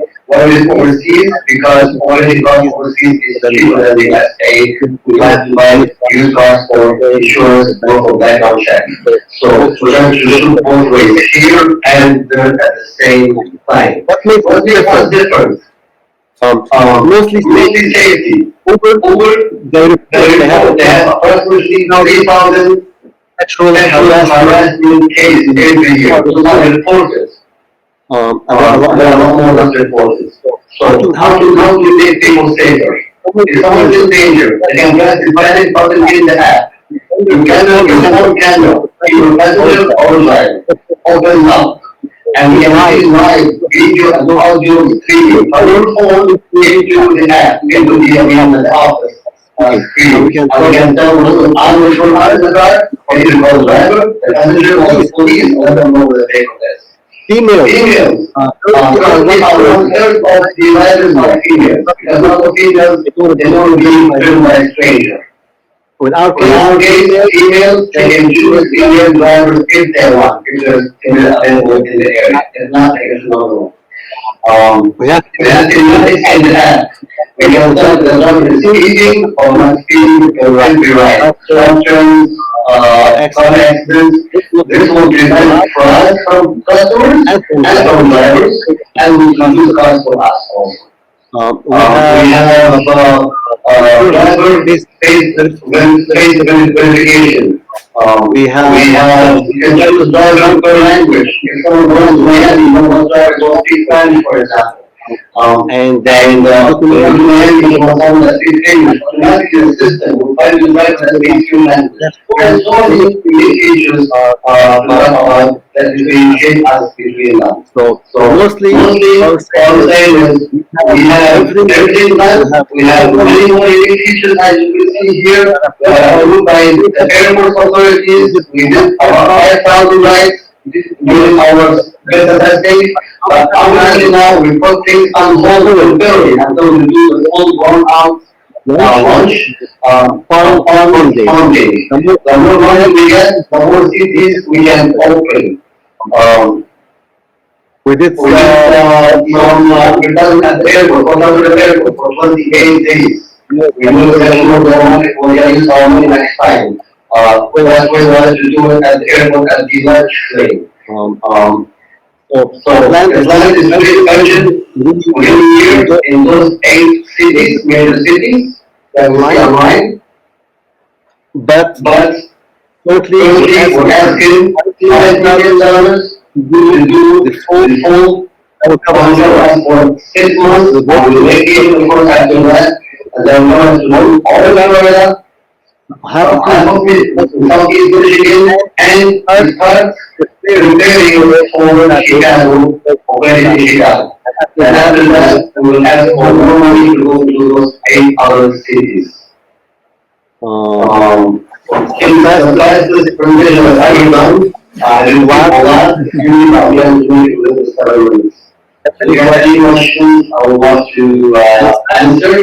Briefly, we did valuation for the company about 3 years ago, that it was about $350 million. That was the number of things that changed since then, and that was done through Edwin valuation. That same company that did valuation for local and for WhatsApp. How much have you invested thus far? So far, we spent $99 million was spent or invested, and through friends and family and from friends and myself, of course, and just people who actually participated with him, which was something that we use into. And what's right now your About 20% of the company is already sold to other investors. We have 30 investors so far, 30 investors. okay? So your cap table has 30 investors. In your cap table has 30 investors plus the founding team, I think. Plus the following, yes. Okay. And your raise for 5% will be what would your $350 million valuation, or how do you expect it? We get When we do, when we get million, start the launch and product, that is already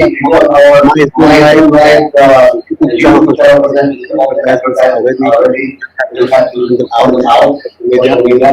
So when we get the million, we'll start the good launch, I guess, in our product, and and then after that, we can ask for the money. We will not do any launch until we get this to we have much money to make drivers and drivers about 70,000 for background checks because the LED lights in his car, sending money away, stuff like that. So just drivers at $700,000. When you can so I have brand new car built, and we are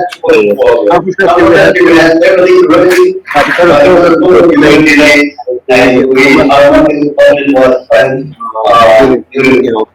other things like again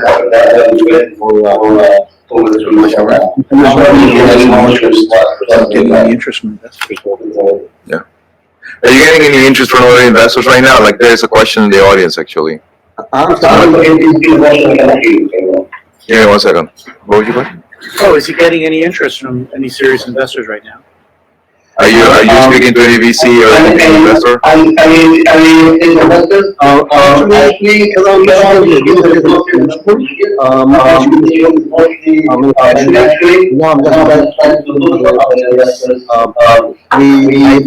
don't have any connections. I sent about 30 emails to some companies and I don't have any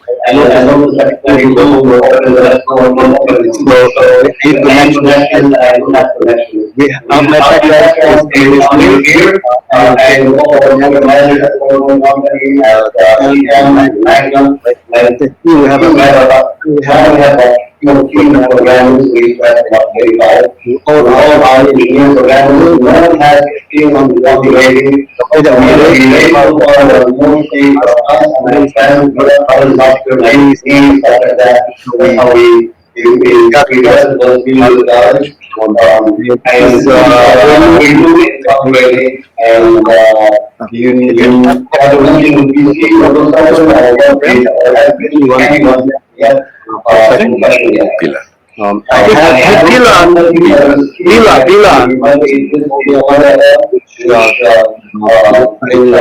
There is a question here. Okay.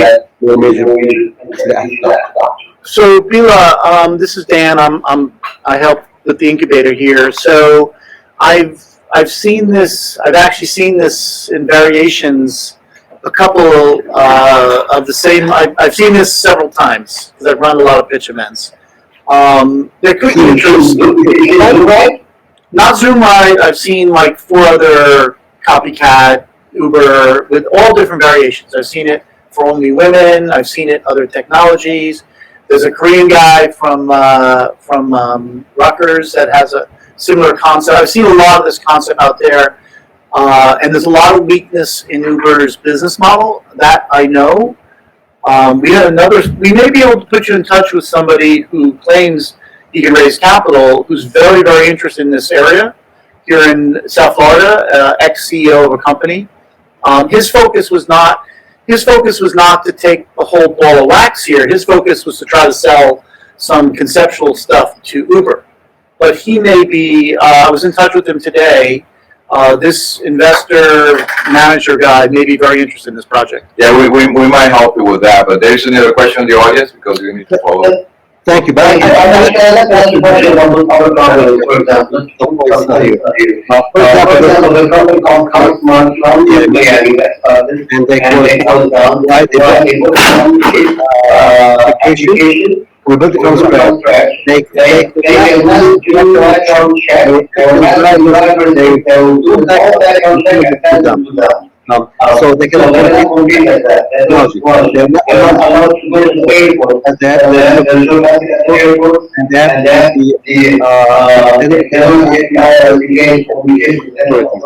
so there's no other company other than us to manage and have the capability. We get it on all the features. We have another question here. Hi there. Yeah, your valuation is incredible. $350 million is astronomical. Congratulations. My question is, for such a high valuation, why are you only raising $5 million? Actually, I'm getting $100 million a year. That's what I need to go to eight cities. $100 million. $5 million is mostly now Florida. And to start applying for licenses and other cities. But when I start in other cities, I need $100 million. Get $1 million, I will say no. I'm going to offer August 2020. You call no, I am not going to take $20 million. And look, take $20 million.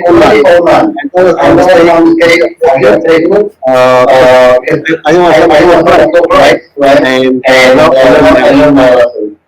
So we're going to have to finish up and move on, but like I said, we have like at least one group we want to put you in touch with that knows how to raise capital, is very interested in this area.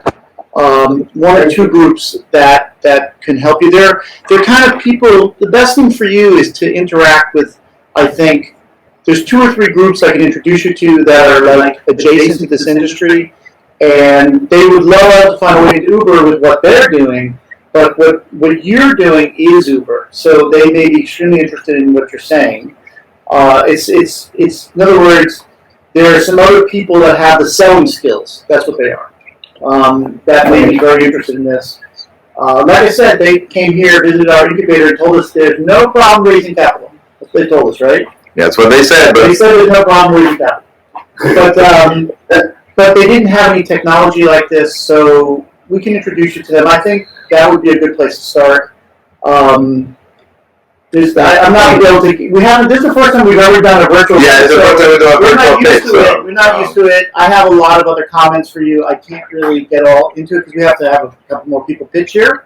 But I'm really happy that you did this with us, and I'm open-minded. Another Uber. I usually don't like hearing something like that, but I think that I will give you one criticism. That is, doesn't Uber have a Zoom product called Uber Conference?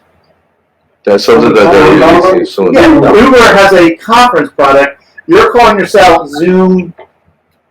Zoom Ride. Zoom Ride. But Zoom doesn't have. I'm kind of joking here. That Zoom doesn't have an Uber product. We only have Athens actually. We have trademark. I get it. Look, I totally get it. Yeah, no. We'll pointing something out. I think what we're gonna do next, Bila, is gonna get connected with these people, and then we'll take it offline. So thanks again for pitching. Thank you very much. Thank you. Thank you very much. All right, thank you. Keep at it. I think you can raise some money. All right, thank you. Bye-bye. All right, thank you guys. So we have what's your name? Tim. Can we back that slide up one? Yeah. So you have the frog. Yep. Okay. Can you use the microphone? Sure. All right. Well, thank you for your attention. My name's Tim Richardson. I'm a physical therapist, and you've all heard the story of the frog sitting in a pot of water, slowly start to turn the temperature up, and the frog will continue sitting in the pot of water until the frog boils to death. Well, that's the situation. Are you advancing or am I? Yeah, no, I'm advancing. That's the situation where healthcare professionals in America are today. Between billing for their services, providing the services, and having to document their services. 57% doctor burnout due to excessive documentation. I'm not going to read the whole slide to you, but essentially, we have a 2-part medical system in America. You have to treat the patient is your customer, but then you have to turn around and document the encounter because the insurance company is the one paying for the encounter. And it's that documentation burden that is the problem we're trying to solve here tonight, that I'm trying to solve with our product. It is a mobile app, ML, machine learning, AI-powered mobile app. We promise to save healthcare providers 5 minutes and 5 clicks. We have a 2-part goal. We have a small win where we feel we can sell this to small practice, small business, physical therapists, primarily. That's my primary market, but we feel like we can move up market into physicians and hospitals. There's also a longer term goal, what I call a BHAG, a big, hairy, audacious goal. In general, physical therapists, nice, friendly, actually just move past that slide. Here's my target market. One more slide, please. 16,000 small practice, private practice physical therapists in the United States, 5,000 hospital-based clinics, and 20,000 what are called, I'm blanking, SNFs, skilled nursing facilities. And thank you for that. Inpatient PT and rehab providers for about 41,000 B2B market opportunities. Next slide, please. So this is the software market in the United States. So this is these facilities are purchasing about $400 million in software right now. Primarily, that's going to look like a laptop. It's going to be an EMR, an electronic medical record. This is the thing that's causing all these doctors all this pain. The fact that they have to sit and look at this monitor instead of spending time with their patient during the encounter, which is what they'd prefer to do. So the solution is this device-based, mobile device-based camera app that actually records the therapy patient in all of these settings that I just described: outpatient, hospital, skilled nursing, and ambulatory, where they walk through the front door, and instead of having to record the data via keyboard, we're taking a picture of the patient as they walk through the front door. Lost my man. How do I advance? There we go. Sorry. No worries. I had your back. No, thanks. So machine learning, video capture, 3 to 4 30-second videos, can be captured by a technician, not the highly paid physician. Algorithm analyzes the video data and generates information, and then the clinician acts on the information. Can I just click the pad? Yeah. Okay. Let's see if this guy is connected to. Yes. Thanks. So there's a couple of screenshots. We are in beta. Our technical team is up at the University of Florida, UI, UX, and up at Florida State on the machine learning AI piece. Here are the functional activities. Anybody in this room do any walking? A couple of us, right? Standing, balancing, stepping, lifting, reaching, kneeling, squatting. This is the stuff we're recording. It tends to be visually based. And so it lends itself to the camera app. This is our small win. We can capture this quickly, funnel it into a report. Every physician, surgeon, hospital, everything in the United States is billed and coded through what's called a CPT code. You don't need to know what that means, but it's a code that everybody uses to bill out these interventions. Go back one more. Yeah, so this aggregation of tests can be billed out in a physical therapist's office for about $35 with a specific code. So that's the small win.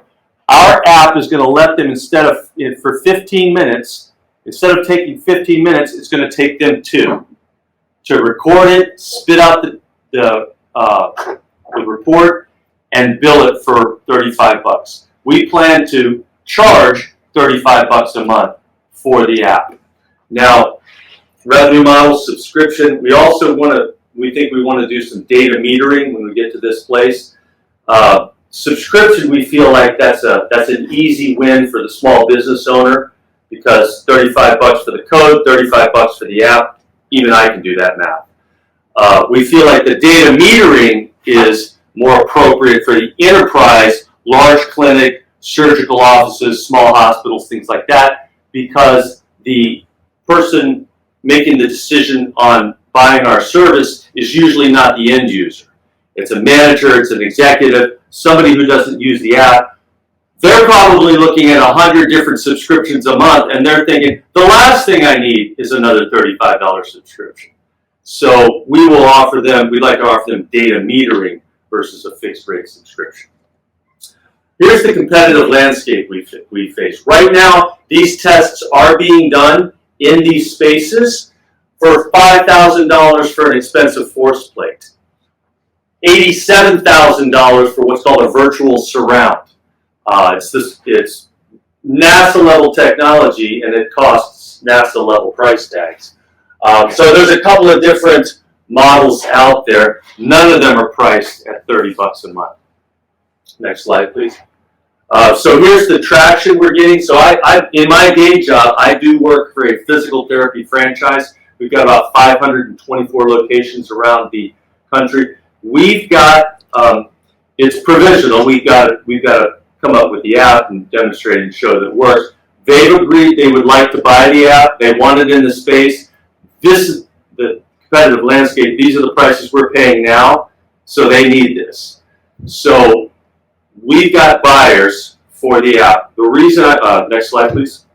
The reason I'm coming here is because I'm looking for partners that have done this before in the product space, that have built apps, that have sold apps, that have partnered, that can help me see around corners, can help me identify the things that I don't know. Next slide, please.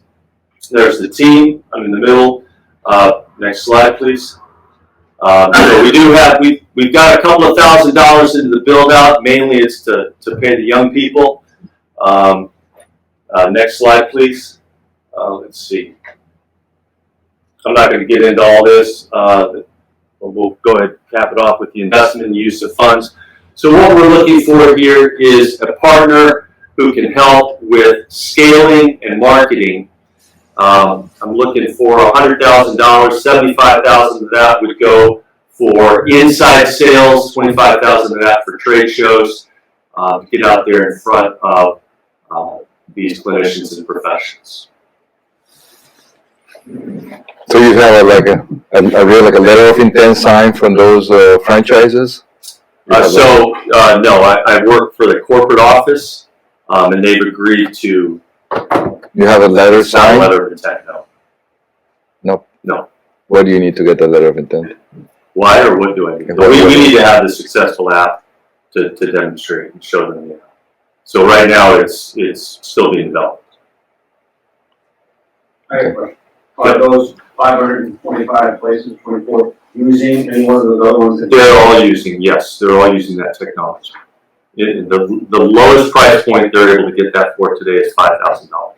That's a one-time fee they're paying, Yes. Yep.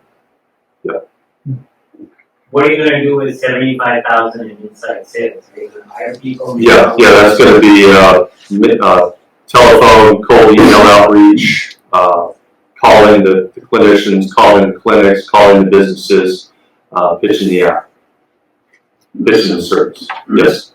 So the competitors actually take a picture in the same way? They do not, no, sorry. So ours is the camera tool. The competitors are usually force plates on the ground. Yeah. Follow-up. At this point, do you know, like, in converting the image into a finished data set? Yep. Is there an accuracy rate that you have at this point? Or? We do not have it, no. So bottom line is you don't have a successful app before you can take this money. The app is still being developed, that's correct. So that needs to be done. That's correct, yes. How much money do you need for that? That's being developed right now and I'm bootstrapping that. So that's not where we need the money. We're looking But for. you're sure that you'll be building a successful app? We're confident we're gonna get the app built. Yes. Yeah, I think to his point, you need an MVP. You need something that people could actually engage with and have it see what it does. Definitely. Even if the data that comes out of it is dummy for now, Right. go through the motions and demonstrate that, Right. I think is a better sell. So have a demonstration. In other words. Demonstration, and you need Functional. the product, you You need an need a MVP. working product Yeah. prototype, you know, Agreed. that actually Yeah. shows that this works. Because in your pitch right now, you don't seem confident, you know, like in the app. We need a successful app. Yeah. So you Right. don't have a successful. Right, so if you do have a successful app, Yeah. I think the sell after the fact is easy. Yeah, sure. May I make a suggestion? Sure. ChatGPT has a functionality that can pull all simulated app functionality. You can download Camera Direct and simulate its productivity. And if you do that, you'll have what's called replication view. You upload that to Google Apps, and it will give you a predictive volume generation of revenue. And you show that to an investor, if it goes through, you should be able to raise money easily. I think we need to cut it. Okay. I understood about half of that.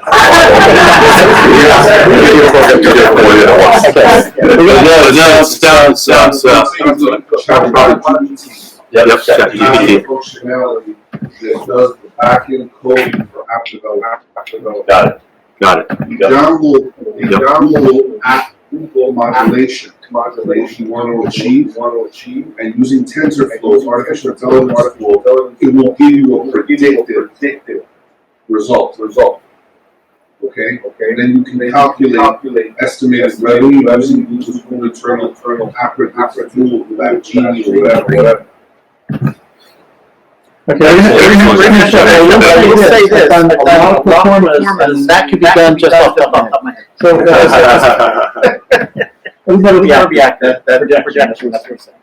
but that's just formulaic output. And then the other thing is, you have 524 people who are interested in you, rather than raise 100,000 resources. Those 524 people will give you 100,000. Thank you for your. What do you do now? And we're 20% copying cards, and that's it. Oh, coping card, but without zero sheeting, give me an update. Oh, okay. Well, let's do one a couple of holidays, and then let's finish with the copying cards. Thank you very, very much. Thank you very much. Vladimir.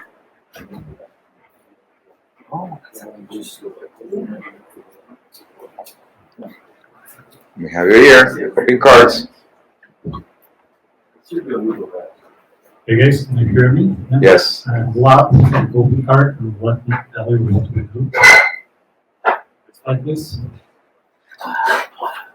Okay, so the problem we are solving is the problem of mental health, and over 50% of people who currently have mental health issues, they should not seek therapy. In the United States, it's even higher, 56% people, and it's a huge amount of people.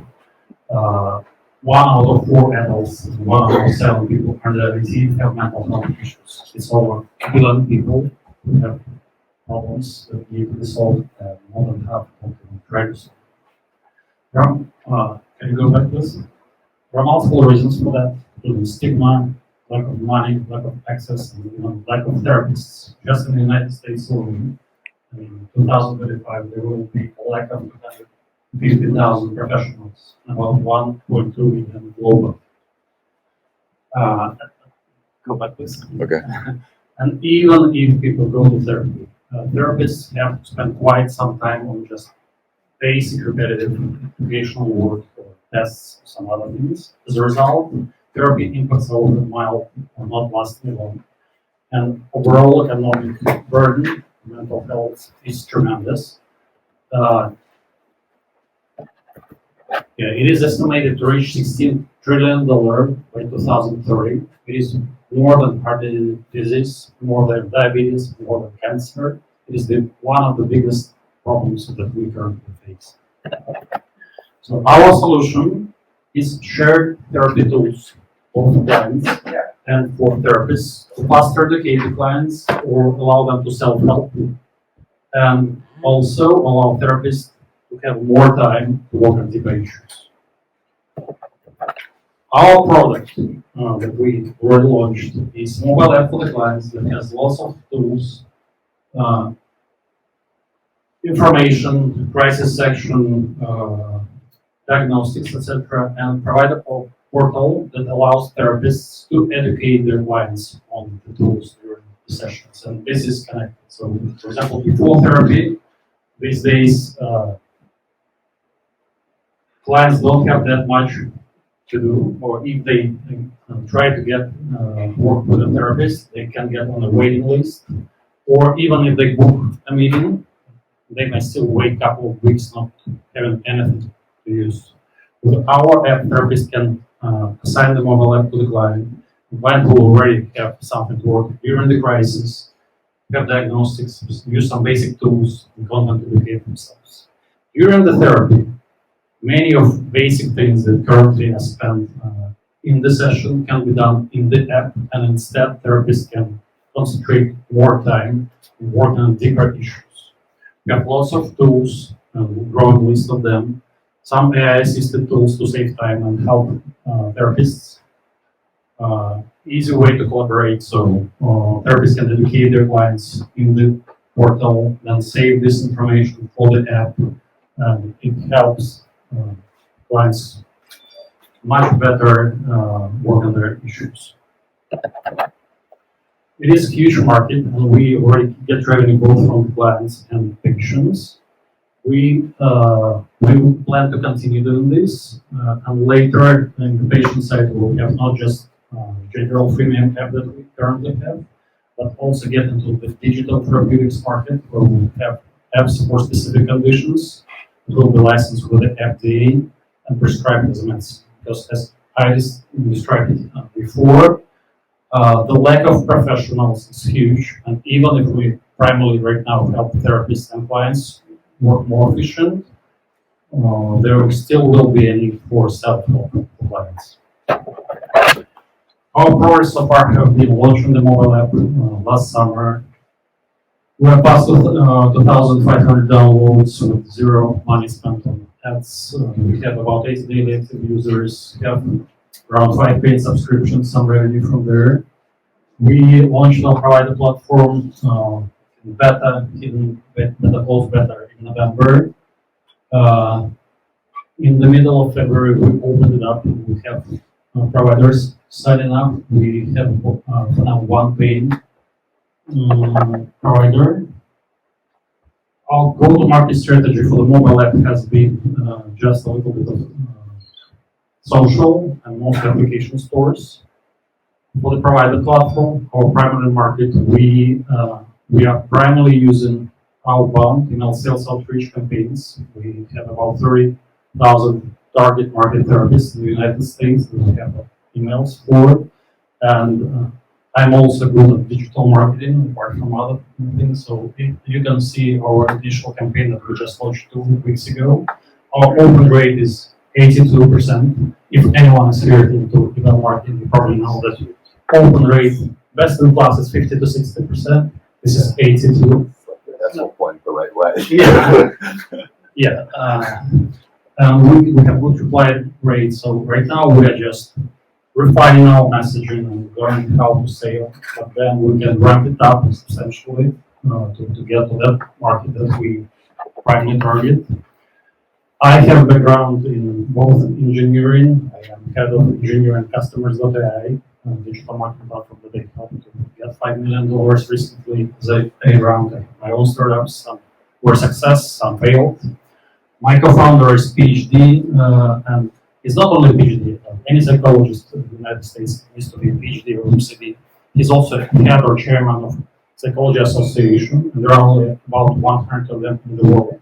So he is one of the very few specialists in this area. Yeah, we believe the market is really huge. We probably have subscriptions, either freemium for the mobile app or some subscriptions for the providers. For the digital therapeutics, there will be restrictions. Digital therapeutics will come in year 3, 4.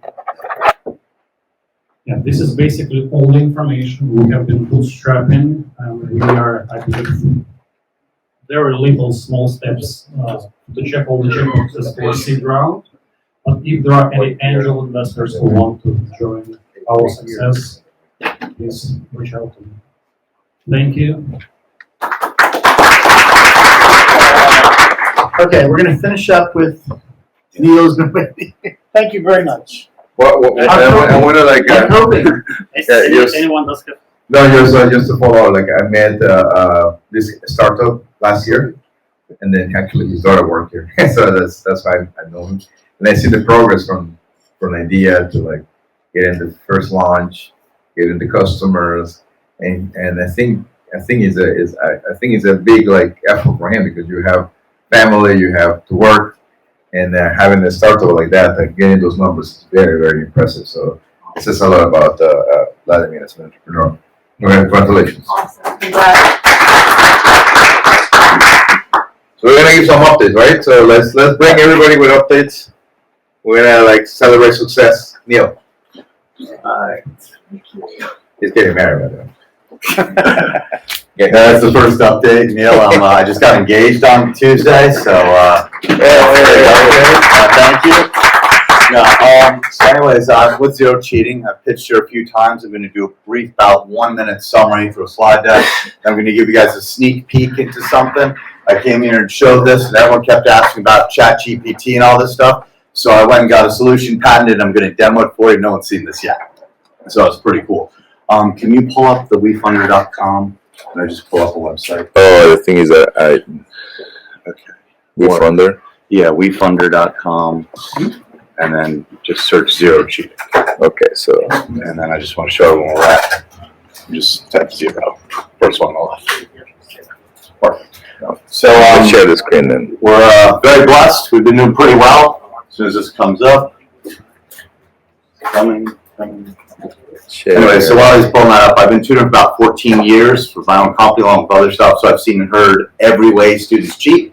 And this is why I made up the company Zero Cheating. Because I was in a group marketing to students on WhatsApp with 200 kids, and they decided that they were going to kick me out of the chat as a tutor because they all wanted to cheat and thought I was going to rat them out to the university instead of making money off them and selling. So I just said, you know what? I know exactly how you cheat and how you get around every system because I hear it every day. So I bought a patent a couple years ago and built something, and now it's called Zero Cheating. So when you're coming up with ideas of how to get around the system, you're competing with 14 years of college students with every which way to cheat, including posting a camera back there to film them on or to cast it to another room with an FBI type earpiece. And we can stop that as well. As soon as we get this guy on the screen. Okay, can we pull up the PowerPoint? Real quick. We're having some issues with this sharing. Okay. I guess we found a bug on StreamYard. It doesn't let you share. Alright. Oh no, it doesn't let me share this screen. Yeah, it's a visual thing. I kind of can't show you how the software works without a visual. So let's pull up. I'll briefly summarize kind of what we do, and then we'll see a quick visual. Maybe like if you guys want to see it, just come here to this computer and we're gonna load it here. Because I cannot load it, unfortunately. Well, can we put whatever's on this computer screen? Can you put it on that monitor? Let me try to share it from here. Okay. Let me just bring the camera. Zoom in. LinkedIn?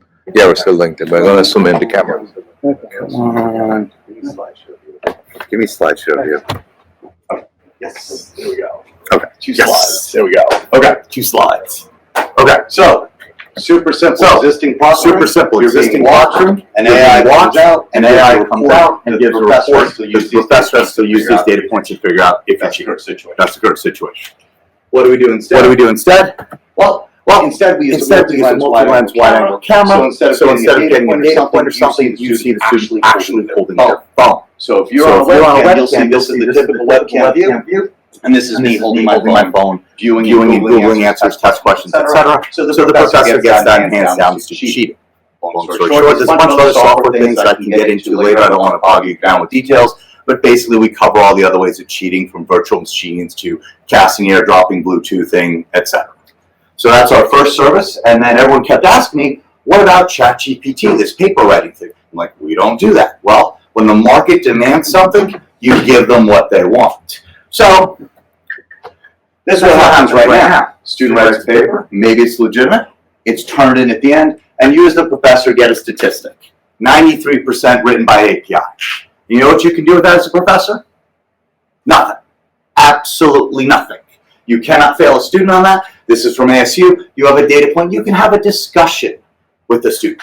And the reason this happens is because by the time the paper is turned in, the student had plenty of time to do whatever they wanted to. So you don't really know by looking at the output of a paper if it was written by ChatGPT or the student. So, everyone want a solution to this problem. Very, very simple. The output of a paper written by ChatGPT is very difficult to discern from a human one. But how you write the paper when you cheat is completely different. And that's what we're going to show you now. Our software actually recreates how the student wrote the paper and makes it painfully obvious with video evidence that the student cheated. And it's not 100% done, but the functionality is there. It's just not going to look perfectly pretty. And that's pretty much all I need from the slide. Oh, that's the update.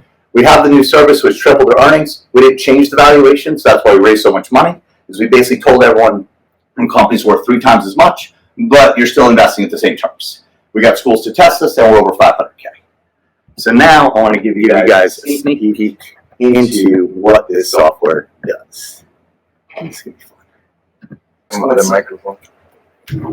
Thank you. We're here with innovation, right? So I'm going to try to see if I can provide. My name is Quincy. Good evening, ladies and gentlemen. I own a company called Panacea 1017. It's a design and concept company. And on top of that company, I also have a company called Flash Cycle Club. I'm going to introduce you guys to Planet 1017. This is just one of many products.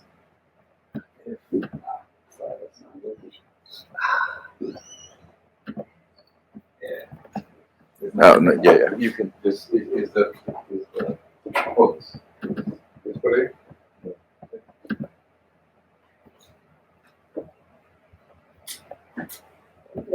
This project here, I'm currently working with a former basketball player right now. He's currently a head coach.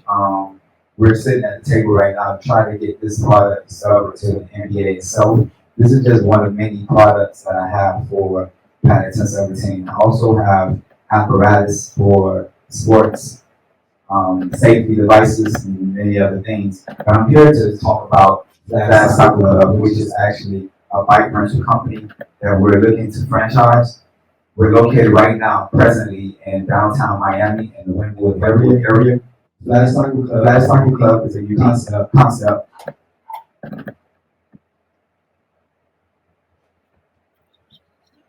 Please forgive me. I'm trying to. There you go. So, our bikes are geared to the nightlife that are going on in many different municipalities, South Beach, things of that nature. And we're reaching out to actually expand our vision of actually bringing fun industry to the nightlife outside of clubs, theaters, and things of that nature. Our bikes are innovative. We're right now currently in the metaverse designing a new profile for our bikes that comes with a display that offers scavenger hunts and nature.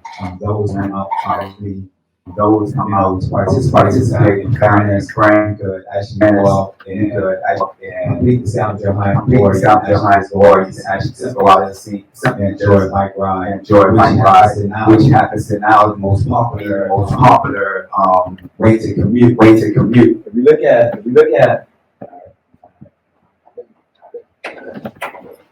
when you look at Miami, you look at I'll say the tourist attraction that nature. I don't have the slides with me. I came out to actually to participate and to actually see the network family being part of it. But I have slides and I have projections and things of that nature. I would love to share with you guys at a later time and maybe present more efficiently.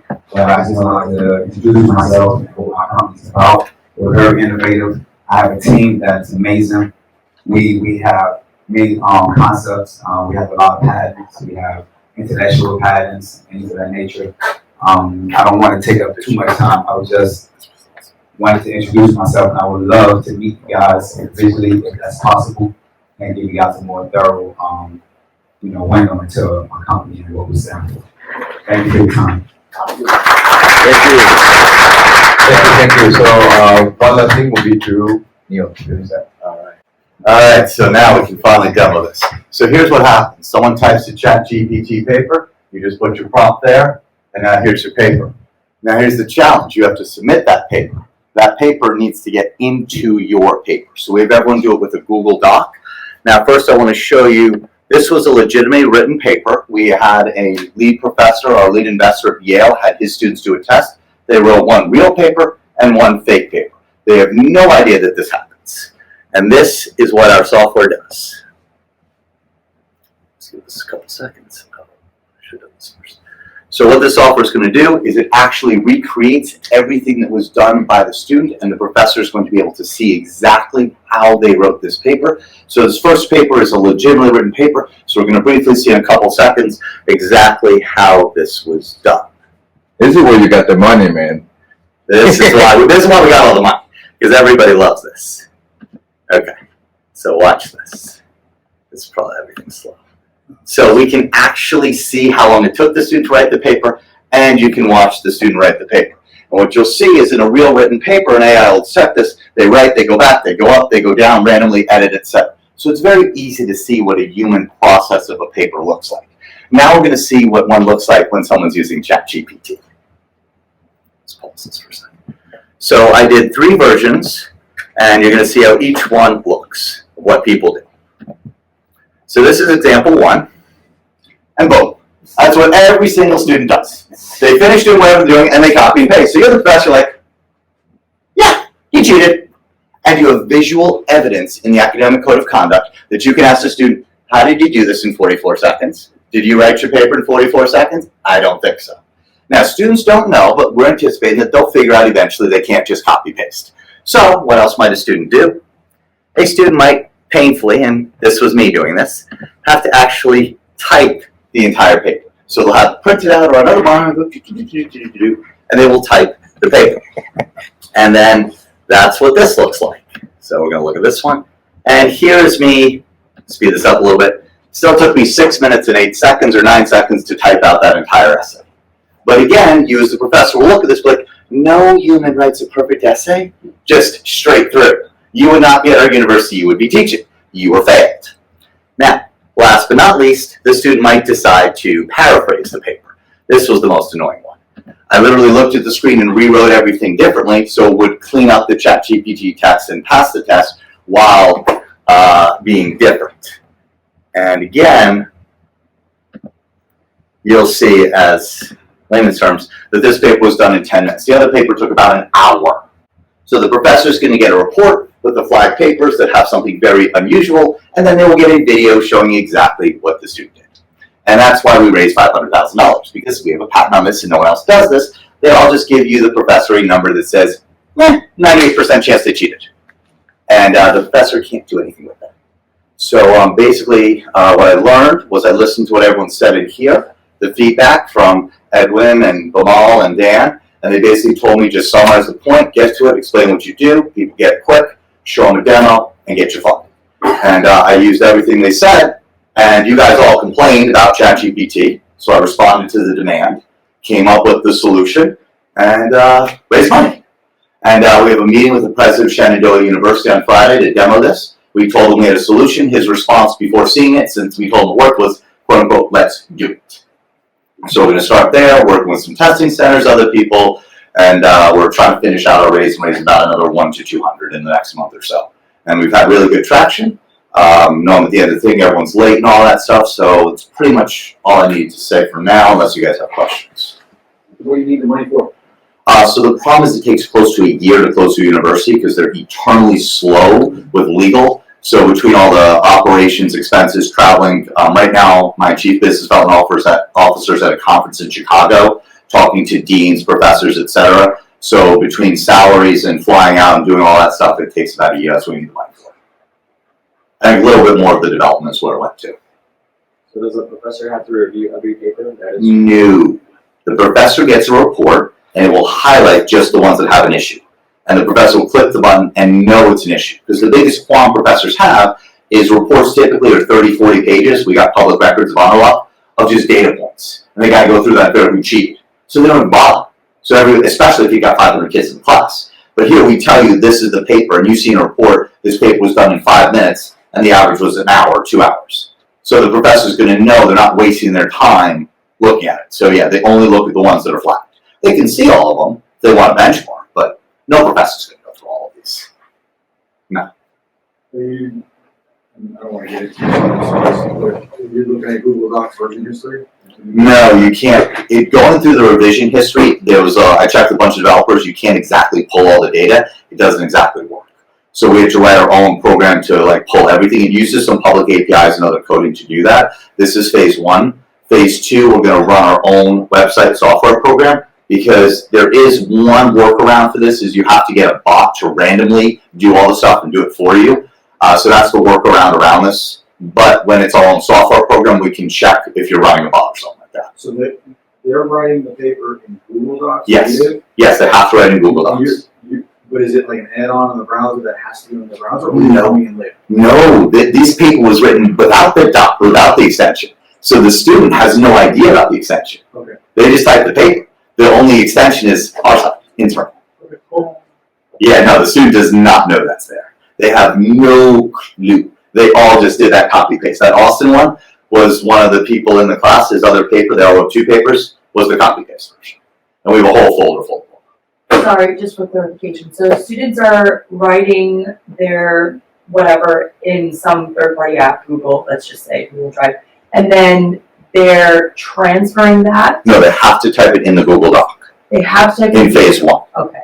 In phase 2, we're gonna have our own program.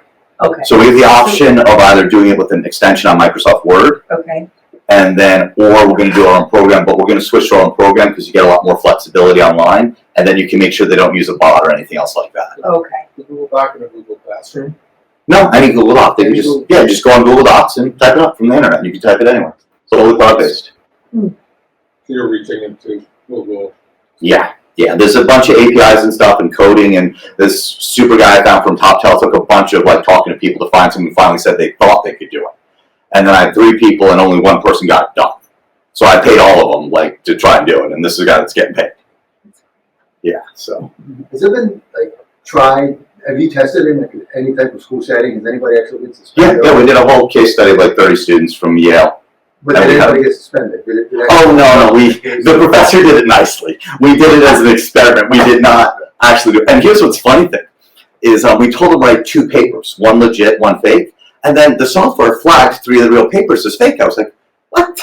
And I asked the professor, I'm like, this paper's fake, and it was supposed to be a real one. He's like, yeah, that student's under investigation for using ChatGPT and something else or something. So yeah, the student still cheated on this, on the real paper. They want to spend an hour to do it.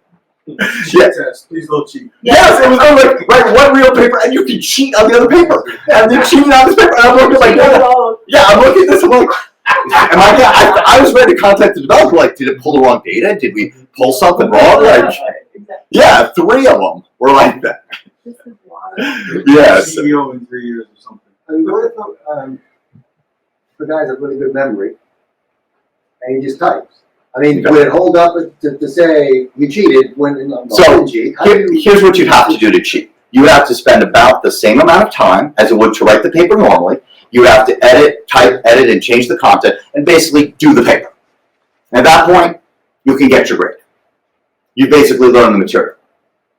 That's the idea. So the people who are cheating, they're not trying to cheat that way. They're trying to save time and not learn anything. So if you have to paraphrase and edit everything and go through back and forth and think and change the content, then you just went through the whole learning process. Which defeats the purpose of cheating, but you had a question. I just want to ask, so I understand how that applies to when you have to write an essay, but if you ever have a chemistry test and you need to, you have multiple answers, or you need to draw a structure or something. We have a totally different software for that. I didn't want to bog everyone down with that. But basically, we have software that monitors everything you do. For exam proctoring with a webcam, biometrics, mobile app verification, facial, fingerprint, etc. So yeah, you'd be doing everything fully monitored, and it's a multi-lens camera. AirStud product, right? This is a software complete, no hardware required. And you have a hardware product, well, software hardware. Yeah, and the other thing does the online tests, which I've pitched a few times here before, so I didn't want to get into all that because they're nice enough to let me come back and kind of give you guys an update. So I don't want to rehash the whole thing. Does it happen across every university, every college, or is there a certain level of, obviously I work with colleges. I mean, if you went into the Ivies, are you going to find the same level of cheating as you do in the community colleges, or is it? It's everywhere. Ernst Young just got fined $100 million for helping their CPAs cheat. They were showing answers, and you know what section they were doing it on? The ethics section. Yeah, this cheating is rampant in everywhere. I mean, did you see the thing at Vanderbilt? The email that got sent out? So they had like a shooting thing or something, and the Office of Diversity is responsible for notifying and telling students a nice little email. They got tasked with it. They didn't even delete the part that said it was done by ChatGPT. They like copy and paste the part that said it was done by ChatGPT. This cheating with this program is everywhere. It's temptation. It's the thing. It's the fraud trial. We've all studied this. If it's this easy to cheat. Everybody's telling you. Oh yeah, I had one of my investors say, I was interviewing someone. I asked him, like, are you reading off ChatGPT? The kid was literally reading off ChatGPT to interview questions. They're using this for everything.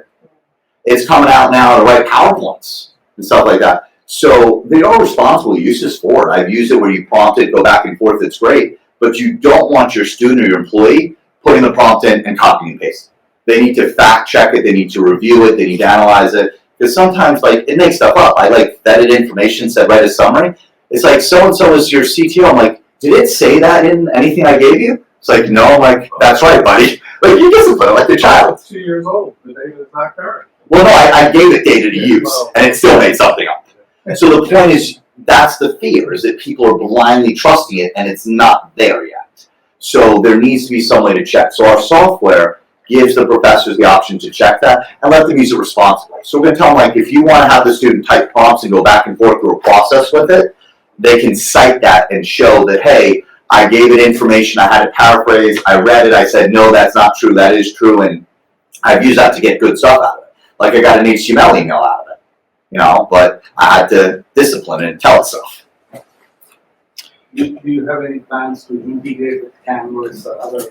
So those are some options, but right now it's going to be a standalone thing, and we're looking at Turnitin being the acquiring company because they're already receiving all the papers, but they're only getting the end edited result of the paper. So when Turnitin gives you an 80% plagiarism score, that's because you managed to cheat 20% or edit 20% of it.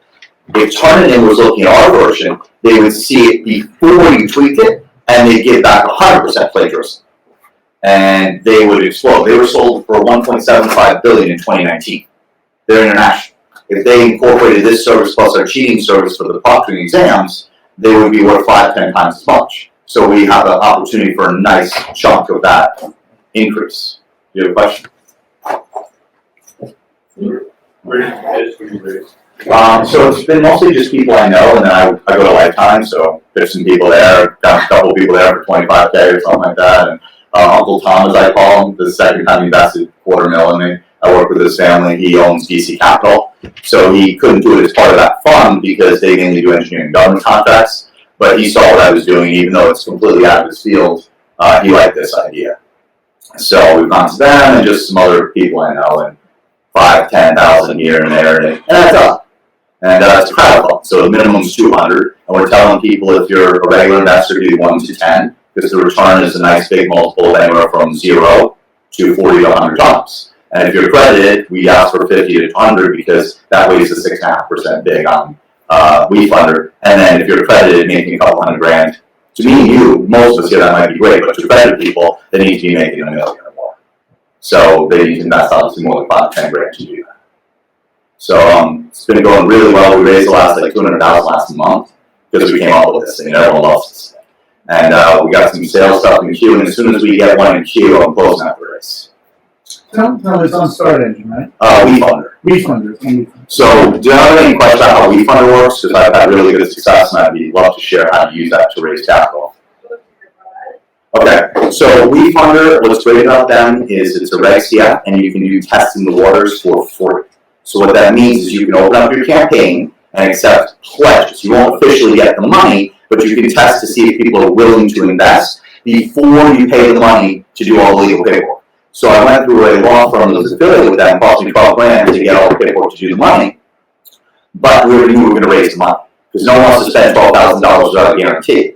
Not 100%, but you can put it on the platform and people can invest. The money will be with WeFunder, of course, until you do the official form sit. So that's what's really cool. And then they helped me out with all the stuff and writing it in. They did everything. It's hosted with the SEC and Edgar, and they audited everything. I had a CPA, I have a friend who will do a lot better. I'll write the management review letter. So it's a pretty nice process. But I'll tell you this, do not expect random strangers to invest money. Maybe $10,000 of that came in from randoms that I never met. That's the magic they pitch. No. What's great is if you go on WeFunder, like the investment process, when you go to pitch someone, is really nice. So this is the best part about WeFunder, is how easy it is for an investor. So are you saying you didn't have to pay anything in the beginning, or you did have to? Well, to put it on there, you don't. You don't. But if you want to actually accept the money, you need to file the Form C and all the legal paperwork. But the point of that was... You can gain interest before you spend money. Right. You can have people pledging money. So what will happen is... Okay, there we go. So what happens is, like right now this is live, but even before it's live, someone can hit the invest button and it'll show the number. The money will go to WeFunder in an escrow account until you officially go live and pass all the stuff, but you can, quote unquote, test the water. So like you do that, you see 50, 100,000.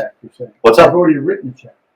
Yeah, they've deposited the money in the WeFunder account. So like the investment process, you put in your amount here. This is my favorite part about this. But you haven't paid anything still yet, but the money's already at WeFunder. You could, yes, you could do that. So That's interesting. let's say do continue with Google. Okay, so Edwin, you're going to be an investor. I appreciate it. Thank you. Well, Just make life easy. Google's not So he logs in, and this is what's great about this is they host everything for you, make it super easy. So he puts his amount here, his information pulled there. Oh, you have to do at least 25, Edwin, or we're going to pay fees. You just saved me like $3,000 in fees, so I appreciate that. And then you can just connect with Plaid, so the person just types in connects to their bank, and then they hit this button here, agree to stuff, and hit the complete button. That's it. So what's great is when you go to pitch to your investors and tell them that, a lot of people get really nervous, like looking at the paperwork, all the stuff, everything. This, for the person who's just investing because they know you, is great. And then there are going to be some people that ask to see the Form C and subscription agreement. They're not going to invest. They just want to look at stuff. I've seen that all day long. But what's nice is with the SPV, unlike the guy that said he had like 30 people at his cap table, you get one. So even though there's like 56 investors, they're all represented by one lead investor on my cap table. So I don't have to talk to all of them.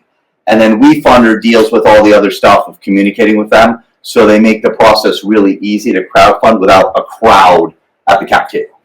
Does that make sense? So this is like a really cool, easy platform. My friend Jake used this. Can you just walk through there? You're saying the WeFunder is WeFunder is the platform. Is the actual part. No, so they create what's called an SPV, which is an acronym for Special Purpose Vehicle. So that Special Purpose Vehicle is a single entity that represents all of the investors. So basically you take all of them and you put them into one thing here, and that's the SPV, and then I'll let you talk to one guy who I pick as the lead investor. So I don't have to talk to everyone else. They can still talk to him and like go through that channel, but the last thing you want to do is talk to like 30, 40 different people that have like a quarter or 10th of a percent of equity.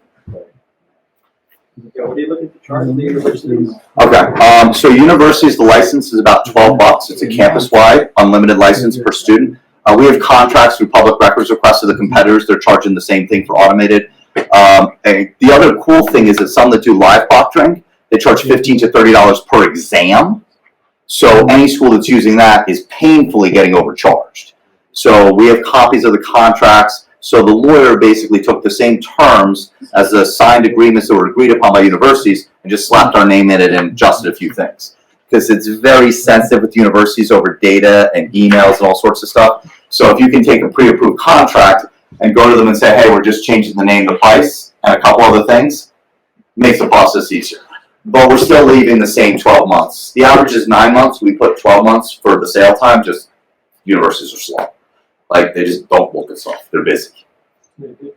Yeah, it's a bureaucracy, but we have like the high school market also and a corporate market and some testing centers. But yeah, I want to hold you guys up. I know it's getting late. Any other Yeah, I think it's getting late, so I don't want to keep everybody up, but congratulations. And then I got cards if anyone wants to come talk.